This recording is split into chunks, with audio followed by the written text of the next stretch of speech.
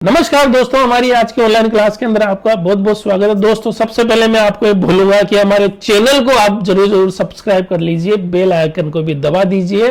ठीक है दोस्तों, ताकि हमारी जो भी नई वीडियो, नई क्लास की, नई कोई सी भी सब्जेक्ट की वीडियो आए आपके पास तो आपके पास न्यूज पहुंच जाए। ठीक है दोस्तों, आपके पास उसकी सूचना पहुंच जाए ताकि आप उसको देख सके, क्योंकि यहाँ पे मैं कंटिन्यूअसली सब्जेक्ट की जो टॉपिक वाइज में वीडियोस बना रहा हूं, तो उसको एक के बाद एक आपको देखना बहुत जरूरी है दोस्तों। अगर पहले वाला नहीं देखेंगे तो बाद वाला आपको याद नहीं होगा, वो बाद वाला आपको समझ में नहीं आएगा। मैं आपको यहाँ रटवा नहीं रहा हूं दोस्तों, यहाँ पे मैं आपको कॉन्सेप्ट क्लियर करवा रहा हूं, और कॉन्सेप्ट क्लियर करने के लिए सबसे जरूरी चीज ये है कि आपकी जो पहले वाले वीडियो है वो आप पहले देखो और बाद वाले वीडियो आप बाद में देखो। इसमें बकायदा लिखा हुआ है पार्ट 1, 2, 3 जो भी है वो उस हिसाब से आप वीडियो देखो तो आपको समझ में आएगा, वरना आपको समझ में नहीं आएगा। ठीक है दोस्तों, तो आइए आज की क्लास हम शुरू करते हैं। देखिए दोस्तों, आज हम जो पढ़ने जा रहे हैं वो मनोविज्ञान, जितना भी मनोविज्ञान जो आपके एग्जाम में आएगा वो सारा का सारा मनोविज्ञान हम एक ही क्लास के अंदर पढ़ने जा रहे हैं। ठीक है दोस्तों, तो दोस्तों देखिए, अगर आपको डिटेल में पढ़ना है मनोविज्ञान तो हमारे ये प्लेलिस्ट बनी हुई है मनोविज्ञान की हमारे चैनल पे, उसके अंदर वीडियोस डाले गए हैं टुकड़ों के अंदर।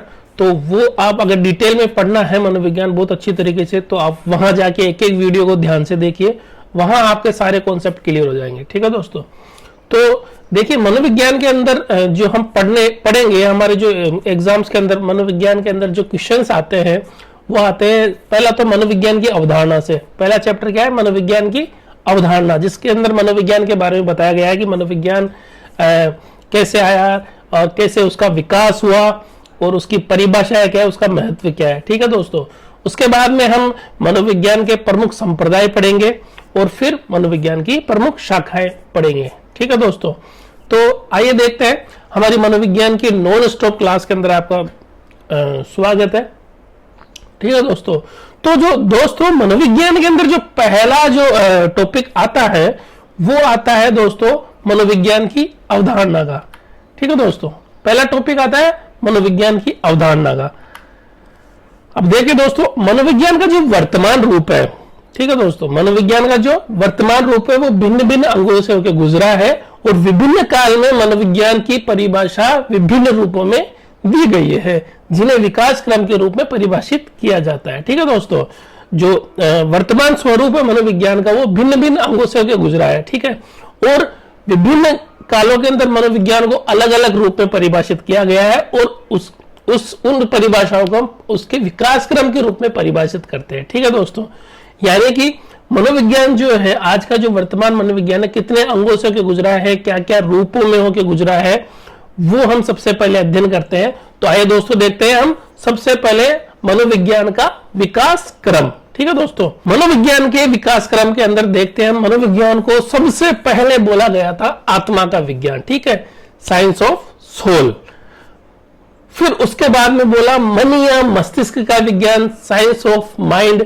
फिर उसके बाद में मनोविज्ञान को बोला गया चेतना का विज्ञान, यानी साइंस ऑफ कॉन्शियसनेस। फिर उसके बाद में मनोविज्ञान को बोला गया व्यवहार का विज्ञान, साइंस ऑफ बिहेवियर। तो ये 4 विकास क्रम है मनोविज्ञान के। आइए हम इनको डिटेल से देखते हैं। तो सबसे पहला जो विकास क्रम है जो पहले बोला गया मनोविज्ञान को, वो बोला गया था आत्मा का विज्ञान। और आत्मा का विज्ञान बोलने वाले कौन थे? किसने इसको प्रतिपादित किया? ये थे अरस्तु। आत्मा का विज्ञान बोलने वाले कौन थे? अरस्तु। अरस्तु कौन थे? यूनानी दार्शनिक थे। ठीक है, अरस्तु कौन थे? यूनानी दार्शनिक थे, जिन्होंने मनोविज्ञान को आत्मा का विज्ञान कहा। ठीक है दोस्तों, और अरस्तु के कुछ समर्थक भी थे, जिसमें प्लेटो जो अरस्तु के गुरु थे, डेकार्ट और रुडोल्फ गोइकिल। प्लेटो, डेकार्ट, रुडोल्फ गोइकिल ये अरस्तु के समर्थक थे। ठीक है दोस्तों, अरस्तु ने क्या बोला मनोविज्ञान को? सबसे पहले अरस्तु ने बोला था मनोविज्ञान, जो मनोविज्ञान के बारे में जिसने सबसे पहले बोला वो अरस्तु थे। तो अरस्तु ने क्या बोला मनोविज्ञान को? आत्मा का विज्ञान। ठीक है, क्या बोला? आत्मा का विज्ञान। और किस बेस पे बोला? आधार क्या माना? ठीक है, अरस्तु ने जो बोला आत्मा का विज्ञान, किस आधार पे बोला? उसका आधार था दर्शन शास्त्र। क्या आधार था? दर्शन शास्त्र। ठीक है दोस्तों, तो दर्शन शास्त्र के आधार पर अरस्तु ने मनोविज्ञान को सबसे पहले आत्मा का विज्ञान बोला था। तो दर्शन शास्त्र के अंदर क्या होता है, दर्शन शास्त्र में क्या होता है, दर्शन शास्त्र के अनुसार क्या होता है कि उसका जो आदर्श दर्शन शास्त्र का वो है, उसका जो कथन है दर्शन शास्त्र का, दर्शन शास्त्र में क्या होता है, उसके अंदर क्या होता है कि आत्मा ही प्राणी की सारी क्रियाओं का स्रोत है और आत्मा जीवन का आधार है। ये कौन बोलता है, ये दर्शन शास्त्र बोलता है। ठीक है, दर्शन शास्त्र क्या बोलता है, आत्मा ही प्राणी में सारी क्रियाओं का स्रोत है और आत्मा ही जीवन का आधार है। ये कौन बोलता है, ये बोलता है दर्शन शास्त्र। ठीक है दोस्तों, दर्शन शास्त्र और आगे बोलता है कि 5 इंद्रियों से परे ज्ञान की प्राप्ति होती है। 5 इंद्रियों से ज्ञान की प्राप्ति होती है जो आत्मा तक पहुंचाई जाती है और आत्मा जिससे क्या होता है कि परमात्मा में मिल जाती है। ठीक है दोस्तों, हमारी जो 5 इंद्रियां है उन 5 इंद्रियों से हमें ज्ञान की प्राप्ति होती है। वो ज्ञान की प्राप्ति कहां पहुंचाई जाती है, आत्मा तक, और आत्मा उस ज्ञान को लेकर परमात्मा में लीन हो जाती है। ये बोला जाता है दर्शन शास्त्र के अंदर। ठीक है दोस्तों, तो दर्शन शास्त्र का मुख्य उद्देश्य क्या हो गया, दर्शन शास्त्र का मुख्य उद्देश्य हो गया आत्मा को परमात्मा से मिलाना। दर्शन शास्त्र का मुख्य उद्देश्य क्या है, आत्मा को परमात्मा से मिलाना। लेकिन देखिए दोस्तों, यहां पे जो अरस्तु थे, अरस्तु ने एक बात बोली दर्शन शास्त्र की ही बात को लेके।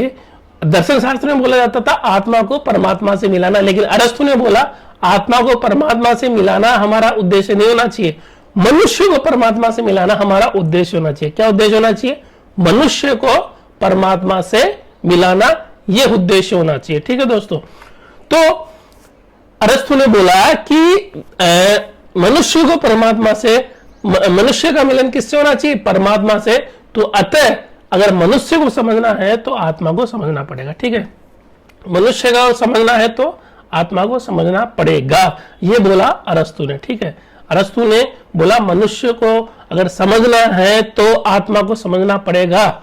ठीक है, अब अरस्तु ने जब ये बोला तब मनोविज्ञान जो नाम है, जो शब्द, जो वर्ड हम यूज करते हैं मनोविज्ञान, वो तो आज हम यूज करते हैं, लेकिन अरस्तु के वक्त मनोविज्ञान शब्द नहीं था। मनोविज्ञान जो शब्द था वो अरस्तु के वक्त नहीं था। अरस्तु के वक्त मनोविज्ञान को बोलते थे अंतःकरण का सिद्धांत। क्या बोलते थे, अंतःकरण का सिद्धांत, ये बोलते थे अरस्तु के समय मनोविज्ञान को। तो दोस्तों अरस्तु के समय मनोविज्ञान को क्या बोलते थे, अंतःकरण का सिद्धांत। ठीक है दोस्तों, इसके बाद में देखिए दोस्तों, एक केलर नाम का मनोवैज्ञानिक आया। कौन, केलर। केलर नाम के मनोवैज्ञानिक ने दर्शन शास्त्र को मनोविज्ञान की जननी बताया। तो देखिए दोस्तों, मनोविज्ञान के अंदर सबसे पहले दर्शन शास्त्री वो विषय था जिसने मनोविज्ञान को शब्द को लेके आया, मनोविज्ञान जो लेके आया। ठीक है, हालांकि उस टाइम पे मनोविज्ञान नहीं बोलते थे, उस टाइम पे बोलते थे अंतःकरण का विज्ञान। लेकिन मनोविज्ञान के बारे में सबसे पहले कथन और सबसे पहले जो मनोविज्ञान को लेके आया वो था दर्शन शास्त्र। ठीक है, तो दर्शन शास्त्र को मनोविज्ञान की जननी कहा, किसने, केलर ने। और अरस्तु को मनोविज्ञान का जनक कहा, किसने, केलर ने। ठीक है दोस्तों, केलर ने दर्शन शास्त्र को मनोविज्ञान की जननी कहा और अरस्तु को मनोविज्ञान का जनक कहा। ठीक है दोस्तों, इसके बाद में देखिए एक वैज्ञानिक था, मनोवैज्ञानिक था रुडोल्फ गोइकिल। ठीक है, रुडोल्फ गोइकिल जो आत्मा के विज्ञान का समर्थक भी है। तो रुडोल्फ गोइकिल ने 1590 में एक बुक लिखी, उसका नाम था साइकोलॉजिया। क्या नाम था, साइकोलॉजिया। तो उस बुक के अंदर मनोविज्ञान शब्द का सर्वप्रथम प्रयोग किया था। मनोविज्ञान शब्द कब आया, रुडोल्फ गोइकिल लेके आया, और कब, 1590 ईस्वी में। और कौन सी बुक में, साइकोलॉजिया बुक में। ठीक है, मनोविज्ञान शब्द। जब तक कि अरस्तु के समय तक मनोविज्ञान को क्या बोला जाता था, अंतःकरण का विज्ञान। अरस्तु के समय तक मनोविज्ञान को बोला जाता था अंतःकरण का विज्ञान। लेकिन रुडोल्फ गोइकिल पहली बार 1590 में साइकोलॉजिया बुक उसने लिखी और उस बुक में वो लेके आया और उसने बोला मनोविज्ञान शब्द का सबसे पहले उसने उपयोग किया। ठीक है, ठीक है दोस्तों, सबसे पहले मनोविज्ञान शब्द का उपयोग किसने किया, रुडोल्फ गोइकिल ने। और अरस्तु के वक्त मनोविज्ञान को क्या बोला जाता था, अंतःकरण का विज्ञान। आत्मा का विज्ञान कौन लेके आया, अरस्तु। और आत्मा का विज्ञान लाने का जो आधार था वो क्या था, दर्शन शास्त्र। और केलर ने दर्शन शास्त्र को इस वजह से क्या कहा, मनोविज्ञान की जननी कहा। और अरस्तु जो आत्मा का विज्ञान लेके आया था उसको मनोविज्ञान का जनक कहा गया। ठीक है दोस्तों। तो इसके बाद में देखिए दोस्तों, गेरिट नाम का एक वैज्ञानिक था। ठीक है, गेरिट नाम का मनोवैज्ञानिक था। गेरिट ने क्या है, रुडोल्फ वोगेल ने तो क्या किया, मनोविज्ञान शब्द का सबसे पहले उपयोग किया। ठीक है, किसमें, साइकोलॉजी बुक में। लेकिन गेरिट जो मनोवैज्ञानिक था, गेरिट ने जो मनोविज्ञान शब्द है अंग्रेजी में उसको बोलते हैं साइकोलॉजी। क्या बोलते हैं, साइकोलॉजी। साइकोलॉजी कौन सा शब्द है, अंग्रेजी भाषा का। तो गेरिट ने बोला जो साइकोलॉजी शब्द है अंग्रेजी भाषा का, वो दो ग्रीक या यूनानी शब्दों से मिलकर बना हुआ है। कौन सा, ग्रीक या यूनानी। ठीक है दोस्तों, गेरिट ने बोला जो साइकोलॉजी अंग्रेजी भाषा का जो शब्द है वो दो ग्रीक या यूनानी शब्दों से मिलकर बना हुआ है। उसमें पहला तो है साइकी और दूसरा है लोगस। पहला क्या है, साइकी और दूसरा लोगस। तो यहां पे साइकी का अर्थ होता है आत्मा। साइकी का अर्थ क्या होता है, आत्मा। और लोगस का अर्थ होता है अध्ययन करना। तो गेरिट के हिसाब से क्या हो गया, साइकोलॉजी का अर्थ आत्मा का अध्ययन करना। ठीक है दोस्तों, तो गेरिट के हिसाब से हो गया आत्मा का अध्ययन करना। गेरिट ने अंग्रेजी जो साइकोलॉजी शब्द है उसको दो यूनानी और ग्रीक शब्दों से मिलकर बना पाया। और उसने, जिसमें पहला शब्द था साइकी, जिसका अर्थ उसने, गेरिट ने बोला आत्मा, और दूसरा था लोगस, जिसका अर्थ था अध्ययन करना। ठीक है दोस्तों। तो देखिए दोस्तों, तो अब आत्मा का जो विज्ञान था, आत्मा का विज्ञान किसने बोला, अरस्तु ने। 16वीं सदी तक मनोविज्ञान को आत्मा का विज्ञान ही माना जाता था, परंतु 16वीं सदी के बाद में इसको अस्वीकार कर दिया गया। तो क्यों इसको अस्वीकार कर दिया गया, तो दोस्तों देखिए, मनोविज्ञान में सबसे इंपॉर्टेंट चीज क्या होती है, प्रयोग। मनोविज्ञान में सबसे, क्योंकि मनोविज्ञान एक तरीके का क्या है, विज्ञान है। मनोविज्ञान क्या है, एक तरीके का विज्ञान। और विज्ञान में सबसे इंपॉर्टेंट चीज होती है, वो होती है प्रयोग। तो देखिए दोस्तों, प्रयोग किस पे करें, यहां पे इन्होंने बोला आत्मा का विज्ञान। अब आत्मा में प्रयोग कैसे किया जा सकता है, कहा, क्योंकि आत्मा का न तो रंग होता है, न रूप होता है, न उसका स्वरूप दर्शाया जा सकता है, न और साथ ही साथ आत्मा और शरीर में आपसी संबंध को भी स्पष्ट नहीं किया जा सकता। ठीक है, आत्मा और शरीर के आपसे संबंध को भी स्पष्ट नहीं किया जा सकता। न तो आत्मा का रंग होता है, न रूप होता है, न उसका कोई स्वरूप दर्शाया गया, तो उसमें प्रयोग नहीं हो सकता। अब उस पर अगर प्रयोग नहीं हो सकता है तो ये जो मनोविज्ञान है वो आत्मा का विज्ञान नहीं है, क्योंकि मनोविज्ञान एक तरीके का विज्ञान है। और विज्ञान में सबसे इंपॉर्टेंट चीज होती है प्रयोग, और प्रयोग उसी पे किया जा सकता है जो मूर्त रूप से चीज हमें दिखाई देती है, जिसका रूप होता है, जिसका स्वरूप होता है। ठीक है दोस्तों, तो यहां पे आत्मा का कोई स्वरूप नहीं होता। इस वजह से इस जो आत्मा के विज्ञान जो सबसे पहले बोला था अरस्तु ने, इस मत को अस्वीकार कर दिया गया। कब, 16वीं शताब्दी के बाद में। 16वीं शताब्दी तक तो अरस्तु वाला जो मत था आत्मा का विज्ञान वो चला, लेकिन 16वीं शताब्दी के बाद में ये अस्वीकार कर दिया गया। क्यों, क्योंकि आत्मा पर प्रयोग नहीं किए जा सकते। ठीक है दोस्तों, अब ये तो देखा हमने आत्मा का विज्ञान। अब जो दूसरा मनोविज्ञान को बोला गया था, जो दूसरा मत था मनोविज्ञान के लिए, वो था मन या मस्तिष्क का विज्ञान। क्या था, मन या मस्तिष्क का विज्ञान, यानी साइंस ऑफ माइंड। ठीक है दोस्तों, तो मनोविज्ञान को दूसरा जो मत बोला गया वो था मन या मस्तिष्क का विज्ञान। और ये बोलने वाले थे पंपोनोजी। कौन थे, पंपोनोजी, ये थे इटली के। ठीक है दोस्तों, पंपोनोजी कहां के थे, इटली के। इन्होंने, पंपोनोजी ने मनोविज्ञान को क्या बोला, मन या मस्तिष्क का विज्ञान बोला। और इसके पंपोनोजी के कुछ समर्थक तो देखिए दोस्तों, जॉन लॉक, रिचेरी और थॉमस रीड। जॉन लॉक, रिचेरी और थॉमस रीड जो क्या थे, इनके समर्थक थे। किनके, पंपोनोजी के। और पंपोनोजी ने क्या क्या बोला मनोविज्ञान को, मन या मस्तिष्क का विज्ञान। ठीक है दोस्तों, तो पंपोनोजी के अनुसार, हमने अरस्तु वाले में देखा था कि हमारी जो 5 इंद्रियां है वो ज्ञान ले जाकर, वो सूचना ले जाकर कहां देती थी, सूचना ले जाकर कहां देती थी, अपनी जो 5 इंद्रियां हैं वो कहां ले जाकर देती थी, आत्मा को। लेकिन यहां पंपोनोजी ने बोला कि हमारी 5 जो इंद्रियां हैं वो सूचनाएं ले जाकर आत्मा को नहीं देती है, वो सूचनाएं ले जाकर देती है हमारे मन या मस्तिष्क को। ठीक है, हमारी 5 इंद्रियां सूचनाएं कहां ले जाकर देती है, हमारे मन या मस्तिष्क को। इस वजह से अगर मनुष्य को समझना है, क्योंकि देखो मनोविज्ञान क्या है, मनुष्य को समझना, मनुष्य को समझना, ठीक है, उसके व्यवहार को समझना, वही मनोविज्ञान है। तो इसने बोला कि जब हमारी ज्ञानेंद्रिया सूचनाएं कहां ले जाकर दे रही है, मन या मस्तिष्क को, अगर मनुष्य को समझना है तो इसको समझ लो, यानी मन या मस्तिष्क को समझ लो आप। अगर मनुष्य को समझना है तो वही क्या होगी, मनोविज्ञान होगा। मनोविज्ञान का मतलब क्या था, मनुष्य को समझना। तो अगर मनुष्य को समझना है तो मन या मस्तिष्क का अध्ययन कर लो, ठीक है, तो आप मनुष्य को समझ जाओगे। तो इस प्रकार पंपोनो जी ने बोला, इस प्रकार पंपोनो जी ने मनोविज्ञान को मन या मस्तिष्क का विज्ञान बोला। यहां देखिए दोस्तों, यहां एक चीज है जो आप क्लियर कर लो, और पूरी मनोविज्ञान के अंदर, जब तक आप मनोविज्ञान के अंदर हो, जब तक मनोविज्ञान पढ़ रहे हो, तब तक एक दिमाग के अंदर रखनी है आपको चीज। वो क्या है, यहां पे देखिए दोस्तों, यहां पे एक शब्द आता है मन। क्या आता है शब्द, मन।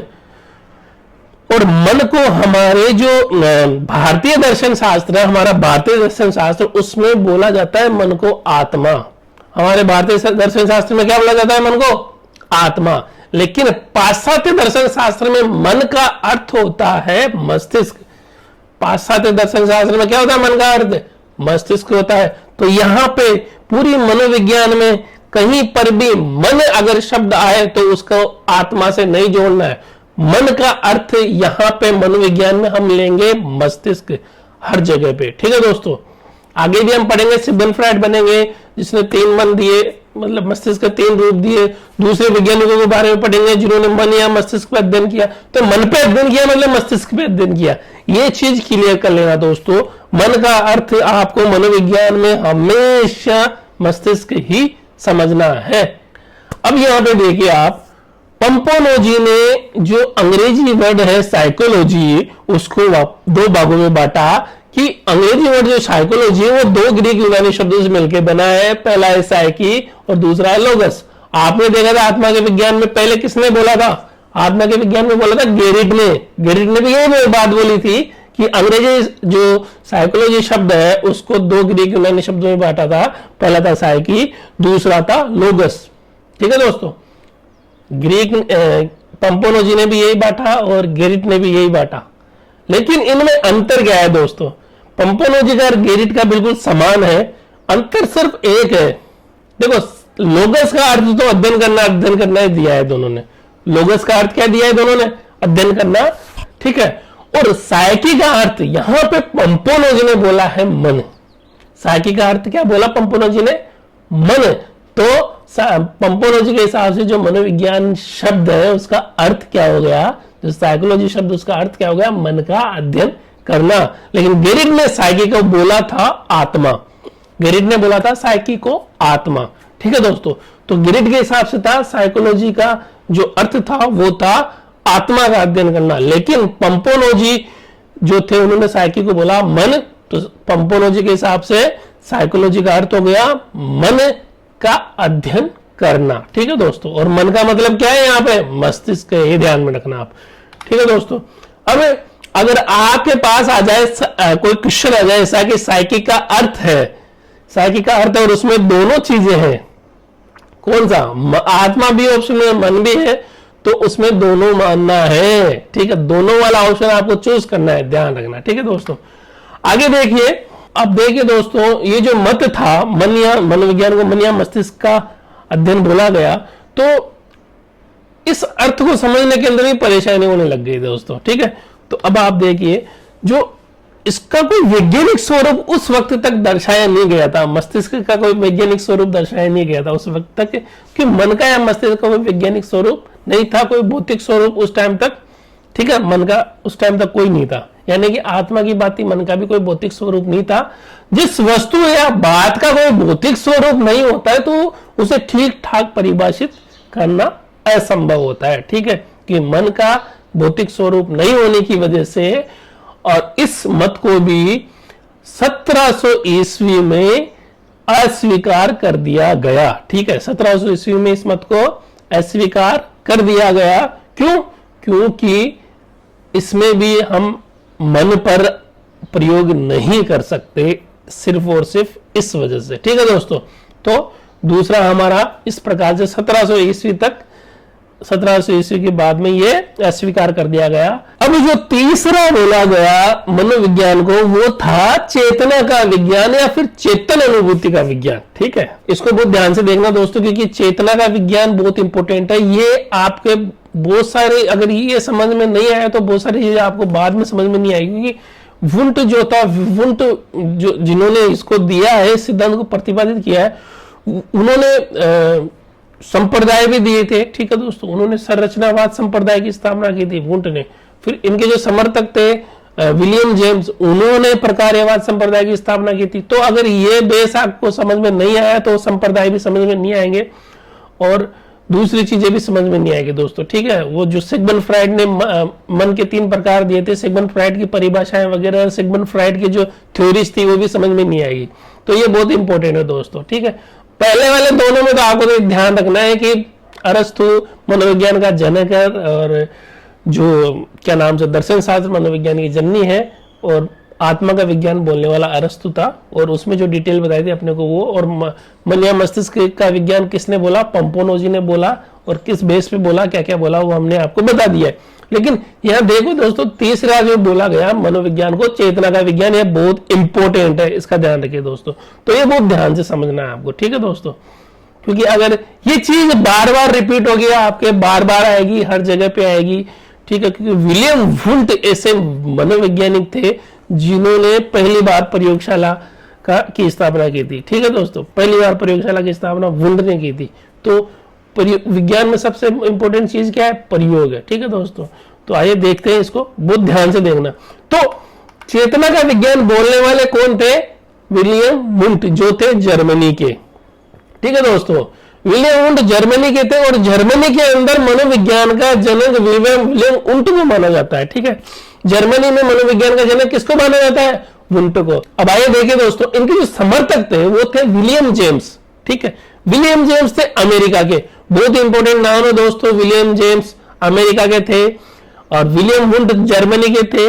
विलियम वुंट और विलियम जेम्स एक ही संप्रदाय से जुड़े हुए थे पहले, और दोनों मानते थे चेतना का विज्ञान। किसको, मनोविज्ञान को। दोनों मानते थे चेतना का विज्ञान पहले। विलियम वुंट ने प्रतिपादन किया, तो विलियम वुंट ने तो हमेशा चेतना का विज्ञान ही माना। लेकिन विलियम जेम्स जो अमेरिका के थे, उन्होंने पहले चेतना का विज्ञान माना। ठीक है, पहले माना चेतना का विज्ञान किसको, मनोविज्ञान को। पहले विलियम जेम्स ने चेतना का विज्ञान माना, लेकिन बाद में इसने बोला कि मनोविज्ञान को चेतना का विज्ञान न मान के चेतना के कार्यों का विज्ञान माना जाना चाहिए। ठीक है, कि अध्ययन हमें चेतना पर नहीं किया जाना चाहिए, चेतना के कार्यों पर अध्ययन किया जाना चाहिए। किसने बोला, विलियम जेम्स ने बोला था। और इन दोनों के बीच में झगड़ा हो गया था और विलियम जेम्स ने अलग संप्रदाय की स्थापना की थी, जो हम संप्रदाय के अंदर पढ़ेंगे। ठीक है, विलियम वुंट ने दिया था संरचनावाद संप्रदाय और विलियम जेम्स ने दिया था प्रकार्यवाद संप्रदाय। ठीक है दोस्तों, विलियम जेम्स थे अमेरिका के, और अमेरिका के अंदर मनोविज्ञान का जनक माना जाता है विलियम जेम्स को। ये ध्यान रखना आपको, विलियम जेम्स को जो मनोविज्ञान का जनक माना जाता है। ठीक है, वैसे तो मनोविज्ञान का जनक कौन है, अरस्तु है। ठीक है, लेकिन अमेरिका में विलियम जेम्स को मनोविज्ञान का जनक माना जाता है। और विलियम जेम्स ने क्या बोला था कि हमें मनुष्य को समझने के लिए चेतना के कार्यों का अध्ययन करना चाहिए, चेतना के कार्यों का अध्ययन करना चाहिए, इसने ये बोला। इसलिए इसने प्रकार्यवाद संप्रदाय दिया, चेतना के कार्यों का अध्ययन करना चाहिए, इस वजह से इसने प्रकार्यवाद संप्रदाय दिया। ठीक है, और एक चीज और ध्यान में रखिए, विलियम वुंट जो थे, विलियम वुंट ने जो ये चेतना शब्द बोला है। ठीक है, सबसे पहले हम तो ये देख लेते हैं चेतना। चेतना क्या है, चेतना शब्द जो बोला गया है उसको समझ ले अपन। तो चेतना क्या है, देखिए दोस्तों, हमारे जो मस्तिष्क का है वो आंतरिक भाग या रूप होती है। मस्तिष्क का आंतरिक भाग या रूप क्या होती है, चेतना। ठीक है, मस्तिष्क के अंदर क्या क्या होता है, अपने दिमाग के अंदर पहले होती है भावना। ठीक है, भावना होती है आंतरिक विचार। ठीक है, हमारे दिमाग के अंदर जो विचार है वो क्या है, भावना। उस भावना से हमें अनुभूति होती है और अनुभूति से हमारे अंदर संवेदना पैदा होती है। संवेदना क्या होती है दोस्तों, किसी भी वस्तु या विषय का पहला जो ज्ञान हमें, प्रथम ज्ञान जो हमें मिलता है उसको बोलते हैं संवेदना। ठीक है। और इन तीनों को मिला के बोलते हैं चेतना, यानी कि उसमें भावना भी आ गई, अनुभूति भी आ गई और संवेदना भी आ गई, ठीक है। तो जितने भी विचारधाराएं हैं जो हमारे मस्तिष्क में रहती है और बाहर नहीं निकलती है, वो सब क्या है? चेतना है। चेतना का मतलब क्या हो गया? वो सारी विचारधाराएं जो हमारे मस्तिष्क में रहती है, ठीक है, उसमें भावनाएं, अनुभूति, संवेदना, ये सब आ गए, वो हमारे मस्तिष्क में रहती है, वो बाहर नहीं निकलती है, तो वो क्या हो गई? चेतना हो गई, ठीक है दोस्तों। अब देखिए दोस्तों, विलियम वुंट ने जो ये सिद्धांत दिया, चेतना का सिद्धांत, अब पहले वाले जो दो सिद्धांत थे, जो दो विज्ञान थे मनोविज्ञान को, जो दो बोला, आत्मा का और मन या मस्तिष्क का विज्ञान, तो वो कैंसिल हुए। वो कैंसिल क्यों है? क्योंकि प्रयोग नहीं कर सकते थे हम उन पे। तो यहां पे विलियम वुंट से पूछा गया कि भाई यहां पे तुम मनोविज्ञान को चेतना विज्ञान बोल तो रहे हो, लेकिन क्या चेतना पे प्रयोग किए जा सकते हैं क्या? क्योंकि पहले तो संप्रदाय इसी वजह से कैंसिल हुए, क्योंकि जो पहले दो बातें थी, जो दो टॉपिक थे, जो आत्मा और मन का विज्ञान था, वो इसी वजह से तो कैंसिल हुआ। तो विलियम वुंट को जब पूछा गया विलियम वुंट से कि क्या चेतना पर प्रयोग किया जा सकते हैं, तो विलियम वुंट ने बोला हाँ, हम चेतना पर प्रयोग कर सकते हैं। उसके लिए उसने बोला कि जैसे हम किसी वस्तु को देखते हैं ना, तो उसका प्रतिबिंब या संपर्क या कॉन्सेप्ट या प्रतिमा हमारे माइंड के अंदर बन जाती है, तो हम जब उसका शब्द का, उस चीज का जब नाम हम लेते हैं, तो वो चित्र, वो प्रतिमा, वो बिंब हमें दिखाई देता है। इस वजह से चेतना क्या है? मूर्त है। ये बोला वुंट ने, ठीक है दोस्तों, ये बोला वुंट ने। इसलिए वुंट ने, देखिए दोस्तों, वुंट ने बोला कि हाँ, उस पर प्रयोग किया जा सकते हैं, और वुंट ने वो करके दिखाया भी सही दोस्तों। वुंट ने मनोविज्ञान की पहली प्रयोगशाला खोली, ठीक है, ये ध्यान में रखिए दोस्तों। मनोविज्ञान की पहली प्रयोगशाला किसने स्थापित की? वुंट ने स्थापित की। कब स्थापित की? 1879 के अंदर।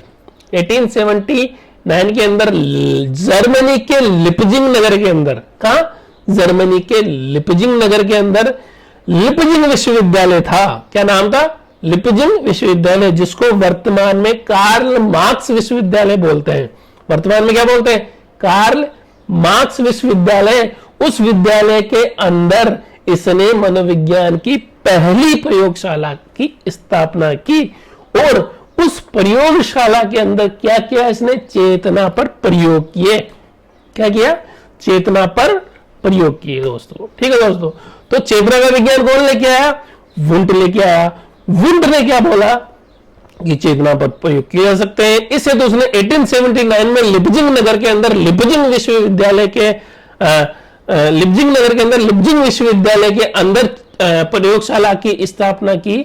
उस लिपजिंग विश्वविद्यालय को आज के टाइम पर कार्ल मार्क्स विश्वविद्यालय बोलते हैं। और ये जो प्रयोगशाला थी, मनोविज्ञान की प्रथम प्रयोगशाला थी। ये प्रयोगशाला इसने क्यों स्थापित की? चेतना पर प्रयोग करने के लिए, ठीक है। और चेतना पर प्रयोग करने के लिए इसने प्रयोगशाला भी स्थापित की, और इसने एक विधि भी दी दोस्तों, ठीक है। चेतना पर अध्ययन करने की एक विधि दी, जिसको बोला गया है अंतर्दृष्टि विधि, ठीक है। इसने विधि दी, अंतर्दृष्टि विधि, चेतना का अध्ययन करने के लिए। देखिए दोस्तों, एक मैं ऑफ टॉपिक बता रहा हूं आपको कि मनोविज्ञान की पहली प्रयोगशाला 1879 के अंदर किसने स्थापित की? 1879 के अंदर मनोविज्ञान की पहली प्रयोगशाला किसने स्थापित की?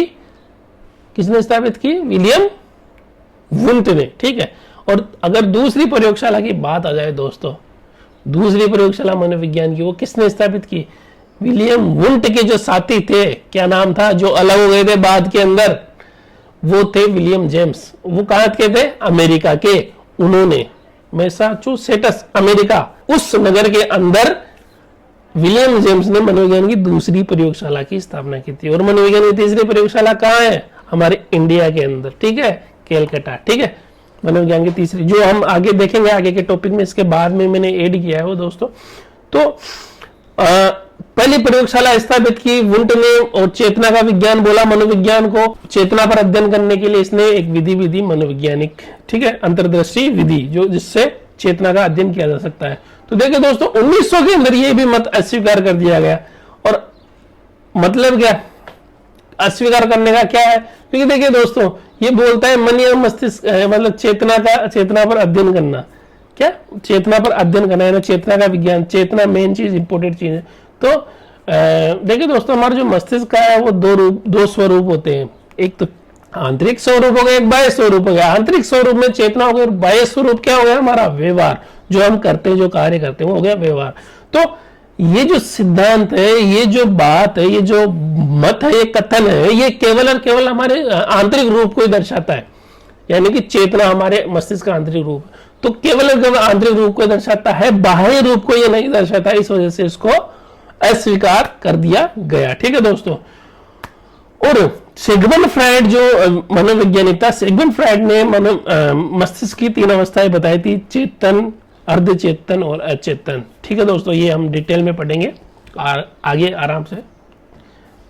मस्तिष्क की 3 अवस्थाएं इसने बताई थी, चेतन, अर्धचेतन और अचेतन। और व्यक्तित्व के 3 प्रकार भी बताए थे इसने, इड, ईगो और सुपर ईगो। व्यक्तित्व के 3 प्रकार भी बताए थे इसने, इड, ईगो और सुपर ईगो। और मस्तिष्क के 3 भाग बताए थे, चेतन, अर्धचेतन और अचेतन। मन या मस्तिष्क के 3 भाग बताए थे इसने। ठीक है दोस्तों। तो देखिए, अब ये सिद्धांत केवल एक अवस्था, चेतन अवस्था को ही का अध्ययन करता है, जबकि सिगमंड फ्रायड ने बोला कि 3 अवस्थाएं होती है, अचेतन, अर्धचेतन और चेतन। ऐसे 3 प्रकार की अवस्थाएं होती है। तो ये तो केवल और केवल ख्याल चेतन अवस्था का अध्ययन करता है। और विलियम मैकडूगल ने एक बहुत बड़ी बात की थी चेतना के लिए, अपनी एक बुक लिखी थी 1904-5 में उसने, कि आउटलाइन ऑफ साइकोलॉजी उसका नाम था। उसने कथन दिया था कि चेतना हमारे लिए एक बहुत ही बड़ा घातक शब्द है। ये विलियम मैकडूगल ने बोला था दोस्तों, चेतना हमारे लिए एक बहुत बड़ा घातक शब्द है। और सन 1890 से 1905 के बीच का जो काल है दोस्तों, उसको बंजर काल कहा जाता है। और उस काल तक, क्योंकि मनोविज्ञान के अंदर कोई कार्य नहीं हुआ था। ठीक है दोस्तों। और 1905 में विलियम मैकडूगल आया और उसने आउटलाइन ऑफ साइकोलॉजी लिखी। तब से वापस से मनोविज्ञान पे काम स्टार्ट हुए। ठीक है दोस्तों। तो यहां देखिए, चेतना का मनोविज्ञान किसने बोला था, वुंड ने क्या किया, 1879 में प्रथम मनोविज्ञान की प्रयोगशाला स्थापित की। यहां मैं आपको एक टॉपिक और बता देता हूं, बहुत इंपॉर्टेंट दोस्तों। जो वुंड था, देखो दोस्तों, प्रयोग हम किस सब्जेक्ट में सबसे ज्यादा होते हैं, भौतिक विज्ञान में सबसे ज्यादा भौतिक विज्ञान के अंदर प्रयोग होते हैं। तो वुंड एक अकेला ऐसा वैज्ञानिक था जिसने मनोविज्ञान को दर्शन शास्त्र से, पहले दर्शन शास्त्र से ही जुड़ा हुआ था मनोविज्ञान, तो दर्शन शास्त्र से उठाकर भौतिक शास्त्र के पास लाके खड़ा कर दिया प्रयोग करके। ठीक है, प्रयोगशाला स्थापित की, उसने प्रयोग किए, किसने, वुंड ने प्रयोग किए। और प्रयोग करते हुए प्रयोगशाला स्थापित करके उसने मनोविज्ञान को दर्शन शास्त्र से लेके भौतिक शास्त्र के बहुत नजदीक लाके खड़ा कर दिया।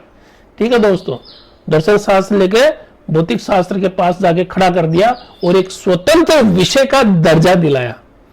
क्या दिलाया मनोविज्ञान को, एक स्वतंत्र विषय का। उससे पहले तो एक भाग था दर्शन शास्त्र का वो, लेकिन स्वतंत्र विषय का दर्जा किसने दिलाया, विलियम वुंड ने, कि एक स्वतंत्र विषय है। और उसने इसको मनोविज्ञान को बहुत नजदीक लाके खड़ा कर दिया, किसके, भौतिक शास्त्र के। इस वजह से वुंड को आधुनिक मनोविज्ञान का जनक बोला जाता है। ठीक है, आधुनिक मनोविज्ञान का जनक कौन है, विलियम वुंड।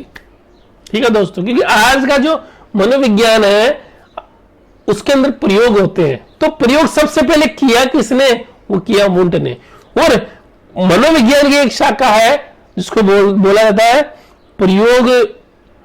प्रयोगात्मक शाखा। मनोविज्ञान की एक शाखा है प्रयोगात्मक शाखा। उस प्रयोगात्मक शाखा के जनक भी कौन है, विलियम वुंड, क्योंकि सबसे पहले प्रयोग किया ही विलियम वुंड ने था। ठीक है दोस्तों, तो सबसे पहले वुंड ने प्रयोग किया। तो वुंड क्या हो गए, पहले प्रयोग करने वाले पहले मनोवैज्ञानिक हो गए मनोविज्ञान विषय के अंदर। और पहली प्रयोगशाला खोलने वाले हो गए कौन, वुंड। तो इनको आधुनिक मनोविज्ञान का जनक भी बोला जाता है। और मनोविज्ञान की एक शाखा है जिसको बोला जाता है प्रयोगात्मक मनोविज्ञान। उस प्रयोगात्मक मनोविज्ञान के भी जनक कौन है, विलियम वुंड है। ठीक है दोस्तों, ये ध्यान में रखना आप। तो देखिए दोस्तों, अब चेतना का मनोविज्ञान को भी अस्वीकार कर दिया गया। ठीक है, क्यों, क्योंकि मस्तिष्क के 2 स्वरूप, आंतरिक बाह्य, लेकिन ये ओनली आंतरिक, यानी आंतरिक रूप चेतना को ही दर्शाता है, बाह्य स्वरूप को नहीं दर्शाता है। और सिगमंड फ्रॉइड ने बोला कि मस्तिष्क के मन के 3 प्रकार होते हैं, 3 रूप होते हैं, 3 भाग होते हैं, अचेतन मन, अर्धचेतन मन और चेतन मन। और ये सिद्धांत केवल और केवल चेतन मन पे अध्ययन करता है। और उसके बाद में विलियम मैकडूगल ने अपनी बुक लिखी आउटलाइन ऑफ साइकोलॉजी, तो उसमें बोला चेतना हमारे लिए बहुत ही बड़ा घातक शब्द है 1905 के अंदर। तो जब तक इसने बुक नहीं लिखी थी, यानी 1890 से लेके 1905 तक मनोविज्ञान में कोई कार्य नहीं हुआ था, तो उसको बोला जाता है बंजर काल। ठीक है, 1890 से 1905 के बीच के काल को बोला जाता है बंजर काल। और 1905 के अंदर विलियम मैकडूगल आए, बुक लिखी उन्होंने आउटलाइन ऑफ साइकोलॉजी, और उसके बाद में मनोविज्ञान पे काम स्टार्ट हो गए। अब देखिए दोस्तों, चेतना के विज्ञान के बाद में मनोविज्ञान को बोला गया व्यवहार का विज्ञान। ठीक है, व्यवहार का विज्ञान बोला गया किसको? मनोविज्ञान को। और ये बोलने वाले कौन थे? John Broadus Watson. कौन थे? John Broadus Watson, JB Watson. ठीक है दोस्तों, इसके प्रतिपादक थे। और देखिए इनके जो समर्थक थे, देखो इन्होंने दिया व्यवहार का विज्ञान बोला, और इनके जो समर्थक थे वो व्यवहारवादी कहलाए। ठीक है, इन्होंने व्यवहारवाद दिया, व्यवहार का विज्ञान बोला। किसने? मनोविज्ञान को व्यवहार का विज्ञान किसने बोला? वॉटसन ने बोला। और वॉटसन के जो मनोविज्ञान, जो व्यवहार के विज्ञान से एक वाद निकला, वॉटसन के मनोविज्ञान व्यवहार के विज्ञान से एक वाद निकला, व्यवहार के विज्ञान से एक वाद निकला जिसको व्यवहारवाद बोला। और व्यवहारवाद से एक संप्रदाय निकला जिसको व्यवहारवाद संप्रदाय बोला जाता है। और ये इसके प्रतिपादक कौन थे? वॉटसन थे। व्यवहार का विज्ञान किसने बोला? वॉटसन ने। व्यवहारवाद किसने दिया? वॉटसन ने।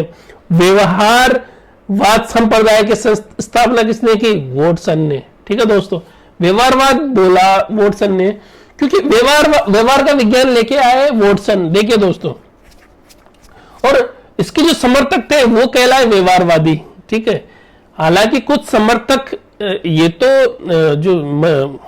जो वॉटसन था, वॉटसन मनोविज्ञान को व्यवहार का शुद्ध विज्ञान, शुद्ध विशुद्ध विधायक, मतलब शुद्ध व्यवहारी मानता था मनोविज्ञान को। लेकिन इसके कुछ समर्थक थे जो उसमें चेतना, आत्माकांक्ष भी मानते थे। ठीक है दोस्तों, वो हम आगे अध्ययन करेंगे जब व्यवहारवाद पढ़ेंगे पूरा डिटेल के अंदर, तब आपको बहुत अच्छी तरीके से समझ में आएगी ये बात।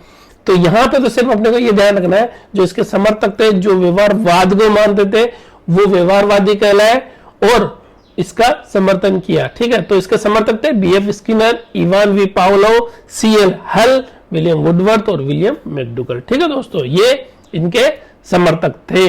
तो जेबी वॉटसन कहाँ के थे? अमेरिका के। तो व्यवहारवाद किसने दिया?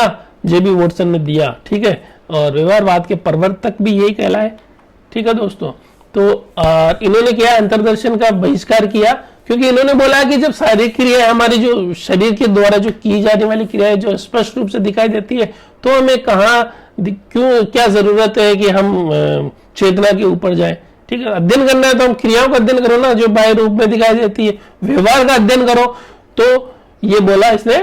ठीक है, जेबी वॉटसन ने। और ये जब क्या थे? शिकागो विश्वविद्यालय, जो अमेरिका में शिकागो विश्वविद्यालय के स्नातक छात्र थे, और मनोविज्ञान के क्षेत्र में इनकी जो कार्य करने की रुचि जागृत हुई उस वक्त, और पशु मनोविज्ञान प्रयोगशाला की इन्होंने स्थापना की।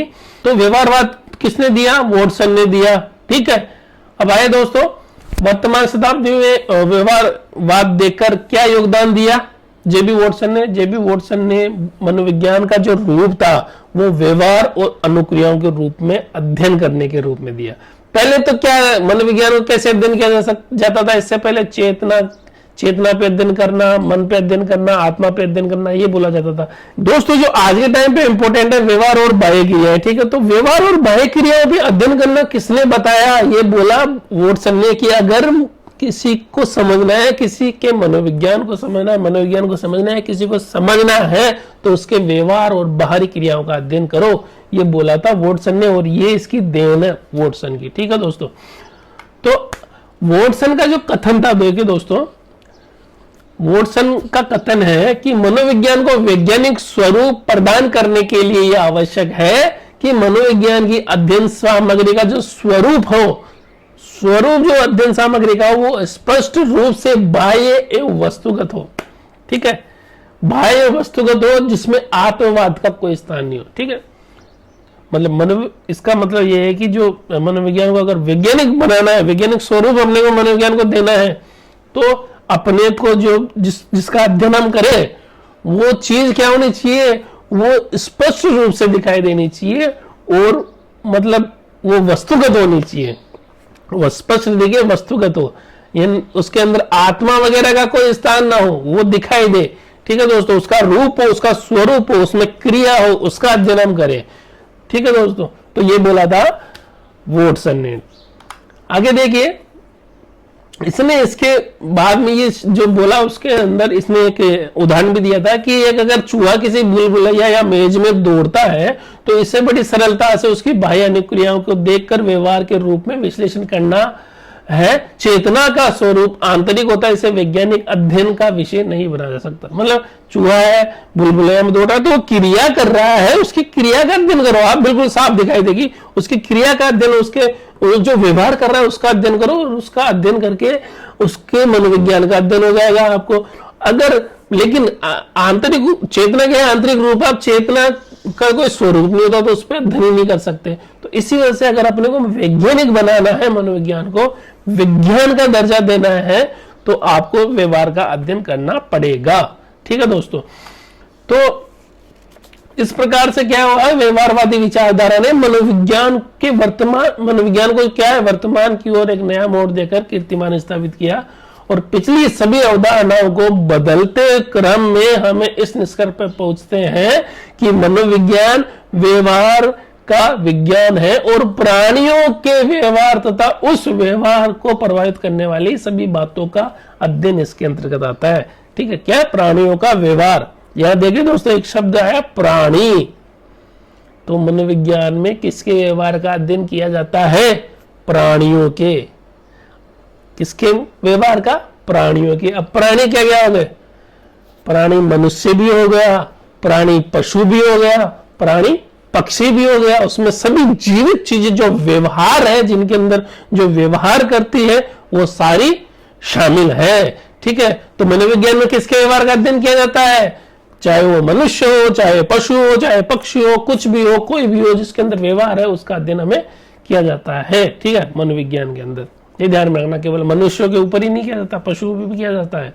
ठीक है, तो आए देखे दोस्तों आर.एस. वुडवर्थ का ये कथन बहुत इंपॉर्टेंट है दोस्तों। आर.एस. वुडवर्थ का कथन है, ये कई बार एग्जाम में पूछा गया है, कई बार एग्जाम में आया है। आर.एस. वुडवर्थ ने ये जो हमने विकास क्रम पढ़ा, आत्मा का विज्ञान, मन या मस्तिष्क का विज्ञान, चेतना का विज्ञान, व्यवहार का विज्ञान, ये जो विकास क्रम पढ़ा, ठीक है, उस विकास क्रम को लेकर आर.एस. वुडवर्थ ने एक कथन दिया था। वो कथन कई बार एग्जाम के अंदर पूछा गया है। किसने दिया था, वो आर.एस. वुडवर्थ ने, मनोविज्ञान के विकास क्रम को लेकर। ठीक है, तो इसने बोला कि मनोविज्ञान के अवधारणा के कर्म के विकास पर इसने बोला कि सर्वप्रथम मनोविज्ञान अपनी आत्मा को छोड़ा, सर्वप्रथम मनोविज्ञान ने अपनी आत्मा को छोड़ा, फिर मस्तिष्क को त्यागा। सर्वप्रथम मनोविज्ञान ने अपनी आत्मा को छोड़ा, फिर मस्तिष्क को त्यागा, फिर अपनी चेतना खोई और वह अब एक प्रकार के व्यवहार के ढंग को अपनाए हुए हैं।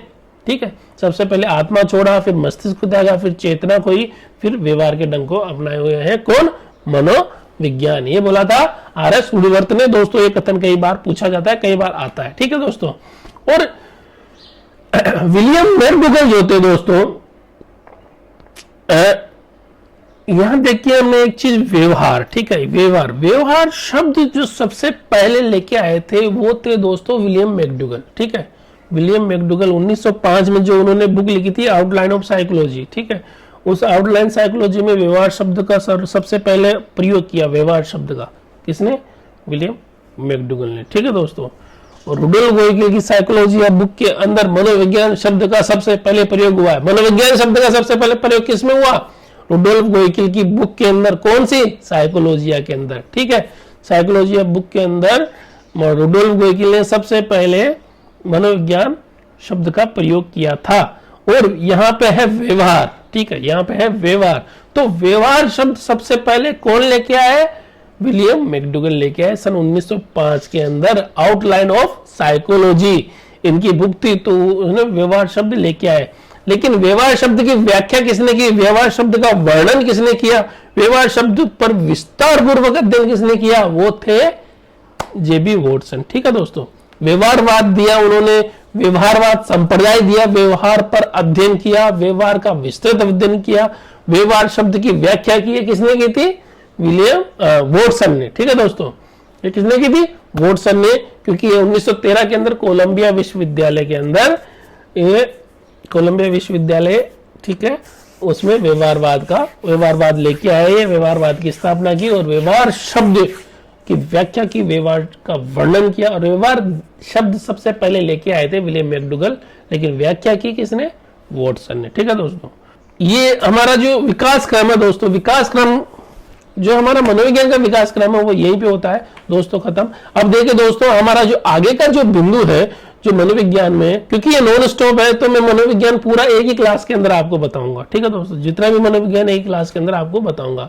तो ये तो था मनोविज्ञान का विकास क्रम। अब आइए दोस्तों देखते हैं, मैंने आपको बताया था 1879 में विलियम वुंड ने मनोविज्ञान की पहली प्रयोगशाला की स्थापना की थी जर्मनी में, लिप्जिंग विश्वविद्यालय में, लिप्जिंग नगर में, जिसको आज कार्ल मार्क्स विश्वविद्यालय बोलते हैं। तो मनोविज्ञान की प्रथम प्रयोगशाला की स्थापना किसने की थी? विलियम वुंड ने। ठीक है दोस्तों, इसके बाद में मनोविज्ञान की दूसरी प्रयोगशाला की स्थापना किसने की थी? विलियम जेम्स ने, मैसाचुसेट्स अमेरिका के अंदर 1890 में। ठीक है दोस्तों, मैं बता चुका पहले विलियम जेम्स के बारे में आपको। तो विलियम जेम्स ने द्वितीय प्रयोगशाला मनोविज्ञान की स्थापना की 1890 के अंदर, मैसाचुसेट्स अमेरिका। ठीक है, और तृतीय प्रयोगशाला 1910 के अंदर सेनगुप्त ने स्थापित की कलकत्ता, भारत के अंदर। तो मनोविज्ञान की पहली 3 प्रयोगशालाएं कौन सी हो गई? पहली प्रयोगशाला हो गई विलियम वुंड ने 1879 में जर्मनी के लिप्जिंग विश्वविद्यालय के अंदर खोली थी। दूसरी जो प्रयोगशाला थी वो थी 1890 के अंदर खोली गई विलियम जेम्स के द्वारा, और वो मैसाचुसेट्स अमेरिका के अंदर खोली गई। और जो तीसरी प्रयोगशाला थी 1910 के अंदर सेनगुप्त जो भारत के थे, उन्होंने कलकत्ता के अंदर जो तीसरी प्रयोगशाला है उसकी स्थापना की, और वो की थी 1910 में। ठीक है दोस्तों, और शिक्षा मनोविज्ञान की प्रथम प्रयोगशाला 1890 के अंदर जॉन डेवी ने खोली। शिक्षा मनोविज्ञान की प्रथम प्रयोगशाला किसने? जॉन डेवी ने खोली। अब देखिए दोस्तों, प्रथम प्रयोगशाला खोली विलियम वुंड ने, दूसरी खोली विलियम जेम्स ने, तीसरी खोली सेनगुप्त ने, और शिक्षा मनोविज्ञान की पहली प्रयोगशाला खोली जॉन डेवी ने। ये ध्यान रखिए दोस्तों, यहां से क्वेश्चन बनते हैं और क्वेश्चन आया हुआ भी है। देखो दोस्तों, हमें ये तो पता है कि पहली प्रयोगशाला खुली, लेकिन दूसरी प्रयोगशाला का क्वेश्चन भी आया हुआ है दोस्तों। ठीक है, तो दूसरी प्रयोगशाला 1890 में विलियम जेम्स, जो विलियम वुंड के साथी थे, विलियम जेम्स, उन्होंने खोली। जो पहले 2 साथ थे विलियम वुंड के, उसके बाद में अलग हुए। ठीक है, तो अलग होने के बाद में इन्होंने 1890 में मैसाचुसेट्स अमेरिका के अंदर प्रयोगशाला स्थापित की, और जो मनोविज्ञान की दूसरी प्रयोगशाला थी। और तीसरी प्रयोगशाला हमारे इंडिया के अंदर है, 1910 में सेनगुप्त ने स्थापित की कलकत्ता के अंदर। ठीक है, और शिक्षा मनोविज्ञान की 1890 में शिकागो के अंदर जॉन डेवी ने खोली। ठीक है दोस्तों, आगे देखिए, मनोविज्ञान से रिलेटेड कुछ चीजें आती है दोस्तों, मनोविज्ञान और शिक्षा से रिलेटेड एक चीजें आती है। देखो, मनोविज्ञान की एक शाखा है शिक्षा मनोविज्ञान, तो शिक्षा मनोविज्ञान शाखा का अध्ययन अपन बाद में करेंगे। अभी जो अध्ययन कर रहे हैं वो ओनली और ओनली मनोविज्ञान का अध्ययन कर रहे हैं। ठीक है, अभी मनोविज्ञान का अध्ययन कर रहे हैं। मनोविज्ञान की एक शाखा है शिक्षा मनोविज्ञान, उसकी शाखा है बाल मनोविज्ञान, और इसी की जो दूसरी शाखा है उनका जो अपन अध्ययन करेंगे वो बाद में करेंगे। पहले हम जो अध्ययन करते हैं तो मुख्य मुख्य बिंदु देखते हैं, क्वेश्चंस आते हैं दोस्तों। मनोविज्ञान और शिक्षा मनोविज्ञान का जो कंपैरिजन करते हुए क्वेश्चन आते हैं, जिसमें कई क्वेश्चन में हम कंफ्यूज हो जाते हैं। जैसे क्वेश्चन आता है कि मनोविज्ञान जो होता है वो शिक्षा के क्षेत्र में क्या सहायता करता है? मनोविज्ञान शिक्षा के क्षेत्र में क्या सहायता करता है? तो उद्देश्य निर्धारित करता है या उद्देश्य संभावित ये करता है, क्या करता है? तो मनोविज्ञान जो है शिक्षा के क्षेत्र के अंदर ये करता है, उद्देश्य निर्धारित नहीं करता है मनोविज्ञान, वो करता है शिक्षा मनोविज्ञान। ये ध्यान रखना, उद्देश्यों का निर्धारण कौन करता है? शिक्षा मनोविज्ञान। लेकिन मनोविज्ञान क्या करता है? शिक्षा के उद्देश्यों उद्देश्य संभावित है या नहीं, ठीक है, ये इसका अध्ययन किया जाता है मनोविज्ञान के अंदर। शिक्षा के उद्देश्य संभावित है या नहीं, ठीक है, नहीं कि शिक्षा के उद्देश्य आदर्शों को निर्धारित करना, वो काम है शिक्षा मनोविज्ञान का। ठीक है दोस्तों, मनोविज्ञान से रिलेटेड ये क्वेश्चन आया हुआ है कि मनोविज्ञान शिक्षा के क्षेत्र में क्या सहायता करता है। तो मनोविज्ञान शिक्षा के क्षेत्र में ये सहायता करता है कि शिक्षा के उद्देश्य संभावित है या नहीं, ठीक है, उनका निर्धारण नहीं करता है, उनकी संभावना व्यक्त करता है क्या, मनोविज्ञान। और देखिए दोस्तों, मनोविज्ञान के अध्ययन की पहली प्रश्नावली किसने दी थी, आर.एस. वुडवर्थ ने। मनोविज्ञान में अध्ययन की प्रथम प्रश्नावली दी थी आर.एस. वुडवर्थ ने। और वुडवर्थ दो है दोस्तों, आर.एस. वुडवर्थ और विलियम वुडवर्थ। यहाँ आर.एस. वुडवर्थ आपके है इसके अंदर। तो आर.एस. वुडवर्थ ने मनोविज्ञान की प्रथम प्रश्नावली दी थी। आर.एस. वुडवर्थ ने ही विकास क्रम के बारे में अध्ययन वो कथन दिया था। मनोविज्ञान ने पहले आत्मा छोड़ी, फिर मस्तिष्क को छोड़ा, फिर चेतना खोई और व्यवहार के ढंग को अपनाए हुए। ये किसने बोला था, आर.एस. वुडवर्थ ने। और इन्होंने ही मनोविज्ञान के अध्ययन की प्रथम प्रश्नावली दी थी। ठीक है, मनोविज्ञान के अध्ययन की प्रथम प्रश्नावली किसने दी, आर.एस.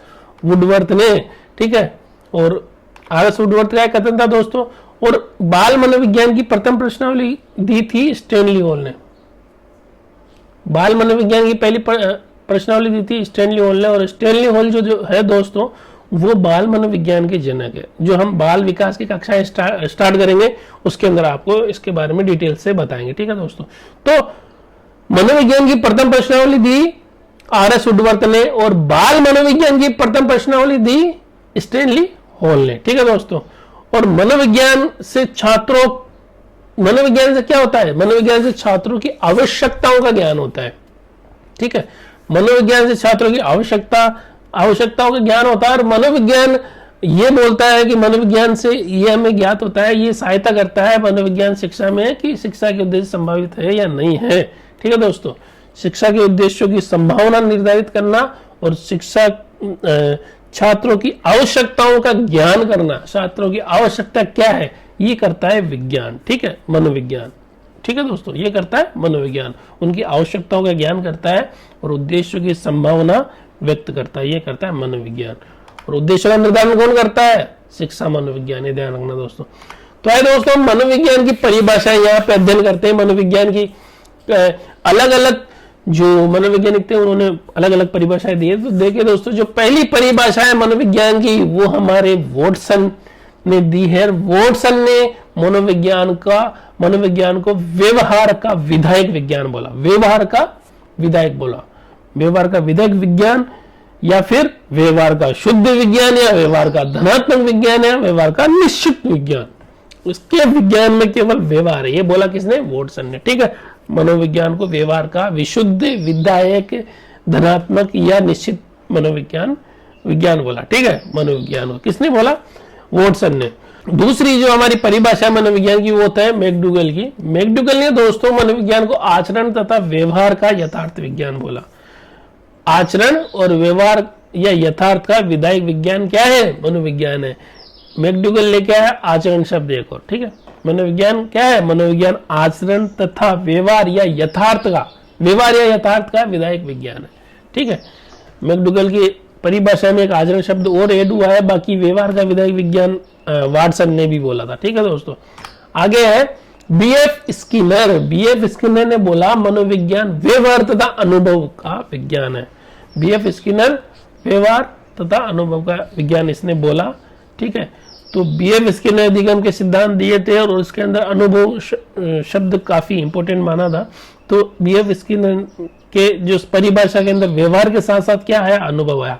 मैकडूगल की परिभाषा में व्यवहार के साथ क्या आया, आचरण आया। मैकडूगल की परिभाषा में आचरण आया व्यवहार के साथ, और बी.एफ. स्किनर की जो परिभाषा उसके अंदर व्यवहार के साथ क्या आया, अनुभव आया। ठीक है दोस्तों, तो बी.एफ. स्किनर ने बोला मनोविज्ञान व्यवहार तथा अनुभव का विज्ञान है। अब यहाँ करो। उन्होंने बोला मनोविज्ञान मानव व्यवहार एवं मानव संबंधों का अध्ययन करने वाला विज्ञान है। मनोविज्ञान मानव व्यवहार या मानव संबंधों का अध्ययन करने वाला विज्ञान है। ठीक है, यहाँ 2 करो मिलके बोल रहे हैं, 2 बार मानव बोला, 2 करो ने बोला 2 बार मानव। पहले मानव के अंदर व्यवहार है, दूसरे मानव में संबंध है। ठीक है, उनका अध्ययन करने वाला विज्ञान क्या हो गया, मनोविज्ञान। इस तरीके से आप याद कर सकते हैं इसको। 2 करोड़, ठीक है, 2 मानव है 2 करोड़ है, 2 मानव है 2 करोड़ है, तो 2 बार मानव शब्द यूज किया है, 2 करो एन करो जो है 2 बार करो है। तो इन्होंने बोला करो एन करो मानव व्यवहार मानव संबंध का अध्ययन करने वाला विज्ञान है। क्या है? मनोविज्ञान। आगे देखिए दोस्तों, सिगमंड फ्राइड ने मनोविज्ञान को अचेतन मन का अध्ययन करने वाला विज्ञान बोला। सिगमंड फ्राइड दोस्तों वही थे जिन्होंने मन के 3 भाग बताए थे, मन या मस्तिष्क के, ठीक है, 3 प्रकार बताए थे, अचेतन मन, अर्धचेतन मन और चेतन मन। तो इन्होंने सबसे महत्वपूर्ण इन्होंने माना था, सबसे ज्यादा महत्व इन्होंने दिया था वो अचेतन मन को माना था। अचेतन मन को सबसे ज्यादा महत्व दिया था। इन्होंने बोला था कि सबसे ज्यादा जो 90% जो मन होता है, 90% वो अचेतन मन ही होता है। तो उस पर इन्होंने सबसे ज्यादा अध्ययन किया था। तो सिगमंड फ्राइड की परिभाषा में वही अचेतन मन आया दोस्तों, जिस पर इसने सबसे ज्यादा अध्ययन किया था। तो मनोविज्ञान अचेतन मन का अध्ययन करने वाला विज्ञान है। ठीक है दोस्तों, आगे देखिए दोस्तों, आर.एस. वुडवर्थ की परिभाषा के अंदर दोस्तों आएगा वातावरण शब्द नया। ठीक है, तो आर.एस. वुडवर्थ ने बोला कि वातावरण के अनुसार व्यक्ति के कार्यों का अध्ययन, वातावरण के अनुसार व्यक्ति के कार्यों का अध्ययन करने वाला विज्ञान क्या है? मनोविज्ञान। वातावरण के अनुसार व्यक्ति के कार्यों का अध्ययन करना, ठीक है, ये क्या है? मनोविज्ञान। अब आया जिम्बार्डो ने बोला मनोविज्ञान जीवधारियों के व्यवहार का वैज्ञानिक अध्ययन है। मनोविज्ञान क्या है? जीवधारियों के व्यवहार का वैज्ञानिक अध्ययन। ये किसने बोला था? ये बोला था जिम्बार्डो ने। आगे देखिए दोस्तों, मोर्गन ने बोला मनोविज्ञान मानव और पशु के व्यवहार का अध्ययन करने वाला विज्ञान है। मोर्गन ने बोला मनोविज्ञान मानव एवं पशु के व्यवहार का अध्ययन करने वाला विज्ञान है। देखो, मानव और पशु पहली बार आए, यूज में आए, किसने? मोर्गन की प्रयोगशाला में। ठीक है दोस्तों, मानव और पशु शब्द मोर्गन की में आए। वातावरण शब्द पहली बार आया है किसके? आर.एस. वुडवर्थ की परिभाषा में। सिगमंड फ्राइड की परिभाषा में क्या है? अचेतन मन।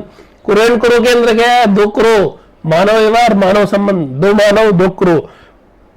ठीक है, तो इस तरीके से आप उसको याद कर सकते हो। अब देखिए दोस्तों, हमारी जो आगे की परिभाषा है वो दी थी विलियम जेम्स ने। ठीक है दोस्तों, विलियम जेम्स ने बोला था मनोविज्ञान मानसिक जीवन की घटनाओं या संवर्तियों की दशाओं का विज्ञान है। ठीक है, मानसिक जीवन की घटनाओं या संवर्तियों की दशाओं का विज्ञान, क्योंकि विलियम जेम्स दोस्तों चेतना के विज्ञान से जुड़े हुए थे। चेतना हमारे शरीर जो मस्तिष्क का, मन का जो आंतरिक भाग होता है दोस्तों। ठीक है, तो इसकी जो परिभाषा में मानसिक जीवन या आंतरिक जो हमारे मस्तिष्क की आंतरिक चीजें, वो चीजें दिखाई देगी विलियम जेम्स की परिभाषाओं में। इसने जब भी कोई परिभाषा दी होगी तो उसमें मानसिक जीवन का जिक्र जरूर आएगा दोस्तों। ठीक है, तो विलियम जेम्स ने बोला मनोविज्ञान मानसिक जीवन की घटनाओं या संवर्तियों की दशाओं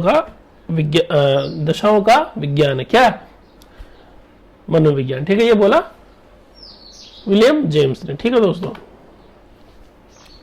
तो गार्डनर मर्फी, इसके बाद में कौन था? गार्डनर मर्फी ने मनोविज्ञान को बोला मनोविज्ञान वह विज्ञान है जो जीवित व्यक्तियों की वातावरण के प्रति प्रतिक्रियाओं का अध्ययन करता है। जीवित व्यक्तियों की वातावरण के प्रति प्रतिक्रियाओं का अध्ययन करता है। ये किसने बोला? गार्डनर मर्फी ने। ठीक है दोस्तों, देखिए यहाँ पे वातावरण शब्द इस्तेमाल हुआ है, और वातावरण शब्द ही पहले किसमें इस्तेमाल हुआ था? वुडवर्थ की परिभाषा में। किसमें इस्तेमाल हो रहा दोस्तों? जो वुडवर्थ ने, आर.एस. वुडवर्थ ने जो दी थी, वातावरण के अनुसार व्यक्ति के कार्यों का अध्ययन। मनोविज्ञान को बोला था वुडवर्थ ने, वातावरण के अनुसार व्यक्ति के कार्यों का अध्ययन। और यहाँ पे जो गार्डनर मर्फी है उसने बोला है कि वातावरण के व्यक्तियों की जो वातावरण, जीवित व्यक्ति जो होते हैं, जीवित व्यक्तियों की वातावरण के प्रति जो प्रतिक्रियाएं हैं, उन प्रतिक्रियाओं का अध्ययन, ये बोला गार्डनर मर्फी ने। ठीक है दोस्तों, आगे देखिए जेम्स ड्रेवर ने जो मोर्गन ने जो परिभाषा दी है वो same, James Drever Morgan same है बिल्कुल। उसमें मनोविज्ञान एक विशुद्ध विज्ञान है जो मनुष्य और पशुओं के व्यवहार का अध्ययन करता है। ठीक है, मनुष्य और पशुओं के व्यवहार का अध्ययन करता है, ये जेम्स ड्रेवर ने बोला। यही चीज मोर्गन ने भी बोली थी। आगे देखिए दोस्तों, वारेन ने बोला मनोविज्ञान वह विज्ञान है जो प्राणी तथा वातावरण के मध्य पारस्परिक संबंधों का अध्ययन करता है। ठीक है, मनोविज्ञान वह विज्ञान है जो प्राणी तथा वातावरण के मध्य पारस्परिक संबंधों का अध्ययन करता है। और यहाँ पे भी देखो दोस्तों, प्राणी और वातावरण के मध्य पारस्परिक संबंध है। और वातावरण शब्द पहले गार्डनर मर्फी के में भी आया, मैकडूगल की परिभाषा में भी वातावरण शब्द आया। तो 3 लोगों की परिभाषा में वातावरण शब्द आया है, वारेन की में, मैकडूगल की में और गार्डनर मर्फी के अंदर। ठीक है दोस्तों, आगे देखिए चार्ल्स स्किनर ने बोला मनोविज्ञान जीवन की विविध परिस्थितियों के प्रति प्राणी की प्रतिक्रियाओं का अध्ययन करता है। ठीक है, जीवन की विविध परिस्थितियों के प्रति प्राणी की प्रतिक्रिया का अध्ययन करता है। ये किसने बोला? चार्ल्स स्किनर ने बोला। फिर आया मन ने बोला मनोविज्ञान अनुभव के आधार पर किए गए अनुभव तथा व्यवहार का विधायक विज्ञान है। अनुभव के आधार पर किए गए अनुभव तथा व्यवहार का विधायक विज्ञान, ठीक है, बोला मन ने। और अनुभव शब्द स्किनर, बीएफ स्किनर की जो थी परिभाषा उसके अंदर भी था दोस्तों। ठीक है, तो अनुभव दो जगह आया, एक तो मन की परिभाषा में आया, एक बीएफ स्किनर की परिभाषा में आया। तो मन ने क्या बोला? मनोविज्ञान अनुभव के आधार पर किए गए अनुभव तथा व्यवहार का विधायक विज्ञान है। ठीक है दोस्तों, आगे देखिए मनोविज्ञान की जो विशेषता या प्रकृति देख लेते हैं हम। ठीक है, तो मनोविज्ञान क्या है? नियामक या विधायक विज्ञान है। मनोविज्ञान क्या है? नियामक एवं विधायक विज्ञान दोनों है, जबकि शिक्षा मनोविज्ञान केवल विधायक विज्ञान है। ठीक है, नियामक एवं विधायक विज्ञान दोनों है, जबकि शिक्षा मनोविज्ञान केवल विधायक विज्ञान है। अब नियामक विज्ञान क्या होता है दोस्तों? तो प्रत्येक विषय वस्तु कैसी हो इसका जिसमें अध्ययन किया जाता है उसे हम नियामक विज्ञान कहते हैं। कि विषय वस्तु कैसे हो इसका अध्ययन करना, ठीक है, विषय वस्तु के बारे में अध्ययन करना, विषय वस्तु कैसे हो इसका अध्ययन करना, उसको बोलते हैं नियामक विज्ञान। और तथ्यों का जो का त्यों अध्ययन करना उसको बोलते हैं विधायक विज्ञान। तो देखिए दोस्तों, मनोविज्ञान नियामक भी है और विधायक भी है। ठीक है, इसमें विषय वस्तु कैसी हो इसका भी अध्ययन किया जाता है और तथ्यों का जो का त्यों अध्ययन भी किया जाता है। तो मनोविज्ञान दोनों है, लेकिन शिक्षा मनोविज्ञान दोस्तों यहाँ पे केवल विधायक विज्ञान है, उसमें तथ्यों का जो का त्यों अध्ययन किया जाता है। तथ्य इधर उधर नहीं कर सकते, उसमें तथ्य जैसे वैसे का वैसे उसमें अध्ययन किया जाता है। ठीक है दोस्तों, आगे देखिए मनोविज्ञान में व्यवहार का अध्ययन किया जाता है। किसके व्यवहार का? प्राणियों के व्यवहार का अध्ययन किया जाता है। मैं बता चुका आपको, ये मनोविज्ञान में प्राणियों के व्यवहार का अध्ययन किया जाता है। अब प्राणी में कोई भी आ गए दोस्तों, पशु आ गए, पक्षी आ गए, मानव आ गया, कोई भी आ गया। ठीक है, और मनोविज्ञान की भविष्यवाणी संभव है। मनोविज्ञान क्या भविष्यवाणी संभव है? कहाँ, कैसे? बुद्धि का अध्ययन करके, ठीक है, उसके व्यवहार का अध्ययन करके और उसके विकास का अध्ययन करके ये भविष्यवाणी की जा सकती है। ये अध्ययन करके उसकी भविष्यवाणी की जा सकती है। आगे देखिए दोस्तों, मनोविज्ञान के मुख्य नियम और सिद्धांत वस्तुनिष्ठ है, वेद है, प्रामाणिक है। मनोविज्ञान के जो नियम है वो वस्तुनिष्ठ है, वो वेद है, ठीक है, वो प्रामाणिक है, प्रयोगों पे खरे हैं। ठीक है दोस्तों, ये मनोविज्ञान के मुख्य नियम और सिद्धांत है। ठीक है, आगे देखिए मनोविज्ञान के अन्य विषयों के साथ सहसंबंध देखते हैं दोस्तों यहाँ पे। तो इसके एक ट्रिक हमने बनाई है, ये है आज अदा विकास राशि से। ठीक है, आज अदा विकास राशि से। तो ये अन्य विषयों के साथ सहसंबंध को दर्शाता है, जैसे कि आज अदा विकास राशि से, ये ट्रिक है दोस्तों। तो आज से आया आयुर्वेदिक मनोविज्ञान, जैसे जनसंख्या मनोविज्ञान, ऐसे अर्थशास्त्र मनोविज्ञान, द से दर्शन शास्त्र मनोविज्ञान, वि से विधि शास्त्र मनोविज्ञान, का से कंप्यूटर मनोविज्ञान, से संगीत शास्त्र मनोविज्ञान, रा से राजनीतिक शास्त्र मनोविज्ञान, शी से शिक्षा शास्त्र मनोविज्ञान और से समाज शास्त्र मनोविज्ञान। ये इसके सहसंबंध है दोस्तों मनोविज्ञान के अन्य विषयों के साथ। इतने अलग अलग विषयों से इसके सहसंबंध है। ठीक है, तो दोस्तों आगे देखिए मनोविज्ञान के क्षेत्र। मनोविज्ञान के क्षेत्रों को हम 3 भागों में बांट सकते हैं। एक तो सामान्य क्षेत्र, विशेष क्षेत्र, व्यवसायिक क्षेत्र। ठीक है दोस्तों, तो सामान्य क्षेत्रों में जो मनोविज्ञान है वो है प्रयोगात्मक मनोविज्ञान और शरीर शास्त्रीय मनोविज्ञान। 2 चीजें हैं सामान्य क्षेत्र में, प्रयोगात्मक मनोविज्ञान और शरीर शास्त्रीय मनोविज्ञान। और विशेष क्षेत्रों में दोस्तों जैसे बाल मनोविज्ञान, किशोर मनोविज्ञान, पशु मनोविज्ञान, व्यक्तिगत मनोविज्ञान, समान मनोविज्ञान, समूह मनोविज्ञान, विभेदात्मक मनोविज्ञान और असामान्य मनोविज्ञान, विशेष के अंदर आता है दोस्तों। और व्यवसायिक के अंदर आता है शिक्षा मनोविज्ञान, व्यवसायिक मनोविज्ञान, निदानात्मक मनोविज्ञान, उपचारात्मक मनोविज्ञान, प्रबंध मनोविज्ञान और अभियांत्रिकी मनोविज्ञान। ठीक है दोस्तों, ये थे मनोविज्ञान के क्षेत्र। तो आगे देखिए दोस्तों, हम पढ़ते हैं मनोविज्ञान के प्रमुख संप्रदाय। ठीक है दोस्तों, तो मनोविज्ञान के प्रमुख संप्रदाय पढ़ने से पहले हमें ये पता होना चाहिए संप्रदाय का अर्थ यहाँ पे क्या है। यहाँ पे दोस्तों संप्रदाय का अर्थ है स्कूल से। काहे से? स्कूल से। ठीक है दोस्तों, तो मनोविज्ञान का जो पहला संप्रदाय है वो है संरचनावाद संप्रदाय, जो विलियम वुंड ने दिया था। विलियम वुंड कहाँ के थे? जर्मनी के। तो पहला संप्रदाय, प्रथम संप्रदाय कौन सा हो गया मनोविज्ञान का? संरचनावाद संप्रदाय, जो विलियम वुंड ने दिया था। दूसरा जो संप्रदाय था प्रकार्यवाद या कार्यवाद संप्रदाय, जो विलियम जेम्स ने दिया। तीसरा जो संप्रदाय है वो है व्यवहारवाद संप्रदाय, जो जेबी वॉटसन ने दिया। जो चौथा संप्रदाय है वो संज्ञानवाद संप्रदाय, जो मैक्स वर्दिमैन ने दिया। ठीक है दोस्तों। जो पांचवा संप्रदाय है वो है मनोविश्लेषणात्मक संप्रदाय, जो सिगमंड फ्रायड ने दिया। जो सबसे इंपॉर्टेंट संप्रदाय है दोस्तों, यहां से 100% क्वेश्चन आता है, कौन सा? मनोविश्लेषणवाद संप्रदाय, जो सिगमंड फ्रायड ने दिया। आगे देखें दोस्तों, जो छठा संप्रदाय है वो मानवतावाद संप्रदाय, जो अब्राहम मैस्लो ने दिया था। जो सातवां संप्रदाय है वो प्रेरकीय संप्रदाय, जो विलियम मैकडूगल ने दिया था। ठीक है दोस्तों। तो आइए दोस्तों देखते हैं हम इनका एक एक संप्रदाय को बहुत डिटेल से अध्ययन करते हैं। पहला जो संप्रदाय अपना है वो संरचनावाद संप्रदाय। ठीक है। तो देखिए दोस्तों, संरचना संप्रदाय दिया किसने था? विलियम वुंड ने। और संरचनावाद संप्रदाय को ही निर्मितवाद या निर्माणवाद बोला जाता है। ठीक है। इसके उपनाम क्या है? निर्मितवाद या निर्माणवाद। किसके? संरचनावाद संप्रदाय के ही। ठीक है। तो और इसके संस्थापक थे विलियम वुंड। ठीक है दोस्तों। और मनोविज्ञान में स्थापित होने वाला ये पहला संप्रदाय है। ठीक है। पहला संप्रदाय कौन सा है? संरचनावाद संप्रदाय। ठीक है। और इसकी स्थापना कब हुई? इसकी स्थापना तब हुई 1879 के अंदर, जब विलियम वुंड ने लिपजिंग विश्वविद्यालय के अंदर प्रयोगशाला की स्थापना की थी। वहीं से इस संप्रदाय की स्थापना होती है। और इस संप्रदाय में सर्वाधिक महत्व दिया गया है संवेदना को या चेतना को, क्योंकि विलियम वुंड ही चेतना का विज्ञान लेके आए थे। याद है ना, आपको अभी पढ़ाया जस्ट। ठीक है दोस्तों। तो सर्वाधिक महत्व किसको दिया? संवेदना को। और संवेदना क्या है? संवेदना क्या है? संवेदना एक प्रकार की चेतना है। और चेतना क्या है? किसी वस्तु को देखते हैं तो उसका चित्र या बिंब हमारे जब मस्तिष्क में बनता है तो उसे संपर्क करते हैं, और संपत्ति एक प्रकार की चेतना है। ठीक है। और संवेदना क्या है? चेतना है। ठीक है दोस्तों। तो जब किसी वस्तु से हमारी जो इंद्रियों को ज्ञान की प्राप्ति होती है, या जब हम उसे देखते हैं तो हमारे मस्तिष्क में एक संपत्ति या प्रतिमा का निर्माण होता है, जिसे हम चेतना बोलते हैं। ठीक है। वो जो संपत्ति, जो कॉन्सेप्ट जो अपने माइंड में बनता है, वही क्या एक तरह की चेतना है। ठीक है। और चेतना को क्या बोलते हैं? संवेदना बोलते हैं। ठीक है। तो संवेदना का क्या दूसरा नाम क्या है? चेतना। ठीक है दोस्तों। तो संवेदना को वैसे बोला जाता है इंद्रियों द्वारा प्राप्त प्रथम ज्ञान। ठीक है। इंद्रियों द्वारा प्राप्त प्रथम ज्ञान जो क्या होता है? संवेदना होता है। और संरचनावाद के अंदर सर्वाधिक महत्व संवेदना को दिया जाता है। ठीक है दोस्तों। तो देखिए दोस्तों, संवेदना, चेतना या संरचना का निर्माण किस तरीके से होता है? इंद्रिय ज्ञान द्वारा। ठीक है दोस्तों।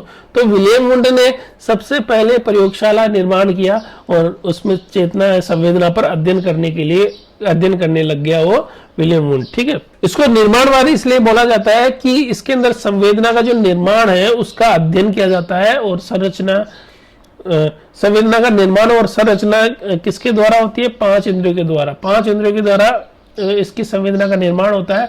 तो इसको इसलिए निर्माणवाद बोला जाता है। इसमें संवेदना का निर्माण, चेतना का निर्माण ये शब्द आते हैं। तो इसलिए इसको यहाँ पे चेतना का निर्माण, संवेदना का निर्माण उसका अध्ययन करते हैं, इसलिए इसको निर्माणवाद भी बोला जाता है। ठीक है दोस्तों। चेतना का निर्माण, चेतना की संरचना का निर्माण, इसलिए तो संरचना का निर्माण से तो संरचनावाद बोला, और निर्माण से इसको निर्माणवाद बोला। ठीक है दोस्तों। विलियम वुंड ने बोला कि मन या जो मस्तिष्क की एक निश्चित संरचना होती है, और हमें इस संरचना को समझना चाहिए, और इस संरचना को समझने के लिए सर्वाधिक अध्ययन किसका करना चाहिए? संवेदना का। ठीक है। मन या मस्तिष्क की निश्चित संरचना होती है, और इस संरचना को हमें समझना चाहिए, और इस संरचना को समझने के लिए सर्वाधिक अध्ययन संवेदना का करना चाहिए, बोला था विलियम वुंड ने। ठीक है दोस्तों। तो इस संप्रदाय की देन क्या है? मनोविज्ञान को 1880 में स्वतंत्र विषय का दर्जा मिला। ठीक है। और इससे पहले मनोविज्ञान के अंदर प्रयोग नहीं होते थे, और विलियम वुंड ने ही मनोविज्ञान को प्रयोगात्मक रूप दिया, और मनोविज्ञान का जो स्वरूप है वो प्रयोगात्मक बनाया। और इसीलिए मनोविज्ञान के अंदर आधुनिक मनोविज्ञान की जो जनक है वो विलियम वुंड है, क्योंकि इन्होंने क्या किया? मनोविज्ञान को प्रयोगात्मक रूप दिया, और मनोविज्ञान को आधुनिक मनोविज्ञान के पास लाके खड़ा कर दिया, भौतिक मनोविज्ञान के भौतिक जो विषय के पास लाके खड़ा कर दिया और मनोविज्ञान पे प्रयोग किए, ठीक है दोस्तों, और मनोविज्ञान को एक स्वतंत्र विषय का दर्जा दिलाया और इस वजह से इसको आधुनिक मनोविज्ञान का जनक कहा जाता है। और मनोविज्ञान की एक शाखा है जिसका नाम है प्रायोगिक मनोविज्ञान, उसका भी जनक इसको बोला जाता है क्योंकि प्रयोग करने वाले सबसे पहले शख्स कौन थे? वुंट, ठीक है। तो प्रयोगात्मक मनोविज्ञान के भी जनक कौन हो गए? वुंट हो गए, ठीक है दोस्तों। आगे देखिए, संरचनावाद संप्रदाय के कुछ समर्थक थे जिनमें है एडलर, बेडफोर्ड और टिचनर। कौन? एडलर, बेडफोर्ड और टिचनर, ये क्या है? संरचनावाद संप्रदाय के समर्थक, ठीक है दोस्तों। और विलियम वुंट और विलियम जेम्स जो क्या थे? विलियम वुंट और विलियम जेम्स पहले एक ही संप्रदाय से जुड़े हुए थे। कौन से संप्रदाय से और कौन से विज्ञान से जुड़े हुए थे? चेतना के विज्ञान से। विलियम वुंट और विलियम जेम्स पहले एक ही विज्ञान से जुड़े हुए थे, चेतना के विज्ञान से। चेतना का विज्ञान दिया था विलियम वुंट ने और विलियम वुंट का समर्थन किया था विलियम जेम्स ने, ठीक है। वो उस टाइम पे चेतना के विज्ञान से जुड़े हुए थे। कौन? विलियम जेम्स भी। विलियम वुंट ने तो चेतना का विज्ञान दिया और विलियम जेम्स ने उनका समर्थन किया, लेकिन बाद में क्या है, दोनों अलग हो गए। अब दोनों अलग क्यों हो गए? उसका कारण क्या था कि विलियम जेम्स के जो थॉट थे वो चेंज होने लग गए। विलियम जेम्स की जो विचारधारा थी वो बदलने लग गई। विलियम जेम्स ने कहा, क्योंकि विलियम वुंट तो बोलता था कि हमें चेतना पर अध्ययन करना चाहिए, विलियम वुंट के हिसाब से चेतना पर अध्ययन करना चाहिए, लेकिन विलियम जेम्स ने कहा कि हमें चेतना पर नहीं बल्कि चेतना के कार्यों पर अध्ययन करना चाहिए। चेतना पर नहीं बल्कि चेतना के कार्यों पर अध्ययन करना चाहिए। ये किसने बोला? विलियम जेम्स ने बोला। और विलियम वुंट और विलियम जेम्स पहले दोनों साथी थे, लेकिन फिर जेम्स के विचारधारा परिवर्तित हो गई। उसने बोला कि हमें चेतना पर नहीं बल्कि चेतना पे कार्यों पे अध्ययन करना चाहिए और इस प्रकार से एक दूसरे संप्रदाय का जन्म हुआ जिसको बोलते हैं प्रकार्यवाद या कार्यवाद संप्रदाय। और इस संप्रदाय की स्थापना किसने की? विलियम जेम्स ने इसकी स्थापना की। तो प्रकार्यवाद संप्रदाय की स्थापना किसने की? विलियम जेम्स ने, ठीक है दोस्तों। और विलियम जेम्स कहाँ के थे? अमेरिका के। और अमेरिका के अंदर मनोविज्ञान का जनक बोला जाता है जिनको, विलियम जेम्स को। अब देखिए दोस्तों, इनके कुछ समर्थक भी थे। समर्थकों में जॉन डीवी, एडवर्ड ली थॉर्नडाइक, मैकिन केटल, विलियम वुडवर्थ और रोलैंड एंजिल। अब यहां देखिए दोस्तों, यहां आपको दिखाई दे रहे हैं जॉन डीवी, यहां दिखाई दे रहे हैं एडवर्ड ली थॉर्नडाइक, यहां दिखाई दे रहे हैं विलियम वुडवर्थ। ये है तो व्यवहारवादी दोस्तों, लेकिन इन्होंने पहले क्या है कि जब तक व्यवहारवाद नहीं आया हुआ था तब तक प्रकार्यवाद ही था। पहले सिद्धांत प्रकार्यवाद ही था, व्यवहारवाद इसके बाद में आया था। तो जब तक व्यवहारवाद नहीं आया था तब तक ये किसका साथ दे रहे थे? इसका, किसका? विलियम जेम्स का, ठीक है दोस्तों। यानी प्रकार्यवाद से जुड़े हुए थे पहले, जब तक व्यवहार का विज्ञान नहीं आया था। तो ये मनोविज्ञान को क्या है, इन्होंने मनोविज्ञान को व्यवहार का विशुद्ध विज्ञान नहीं माना। इन्होंने मनोविज्ञान के अंदर व्यवहार के साथ साथ आत्मा या चेतना का अंश भी माना इन्होंने, ठीक है दोस्तों। तो ये बाद में व्यवहारवादी बने, पहले ये प्रकार्यवादी थे, ठीक है।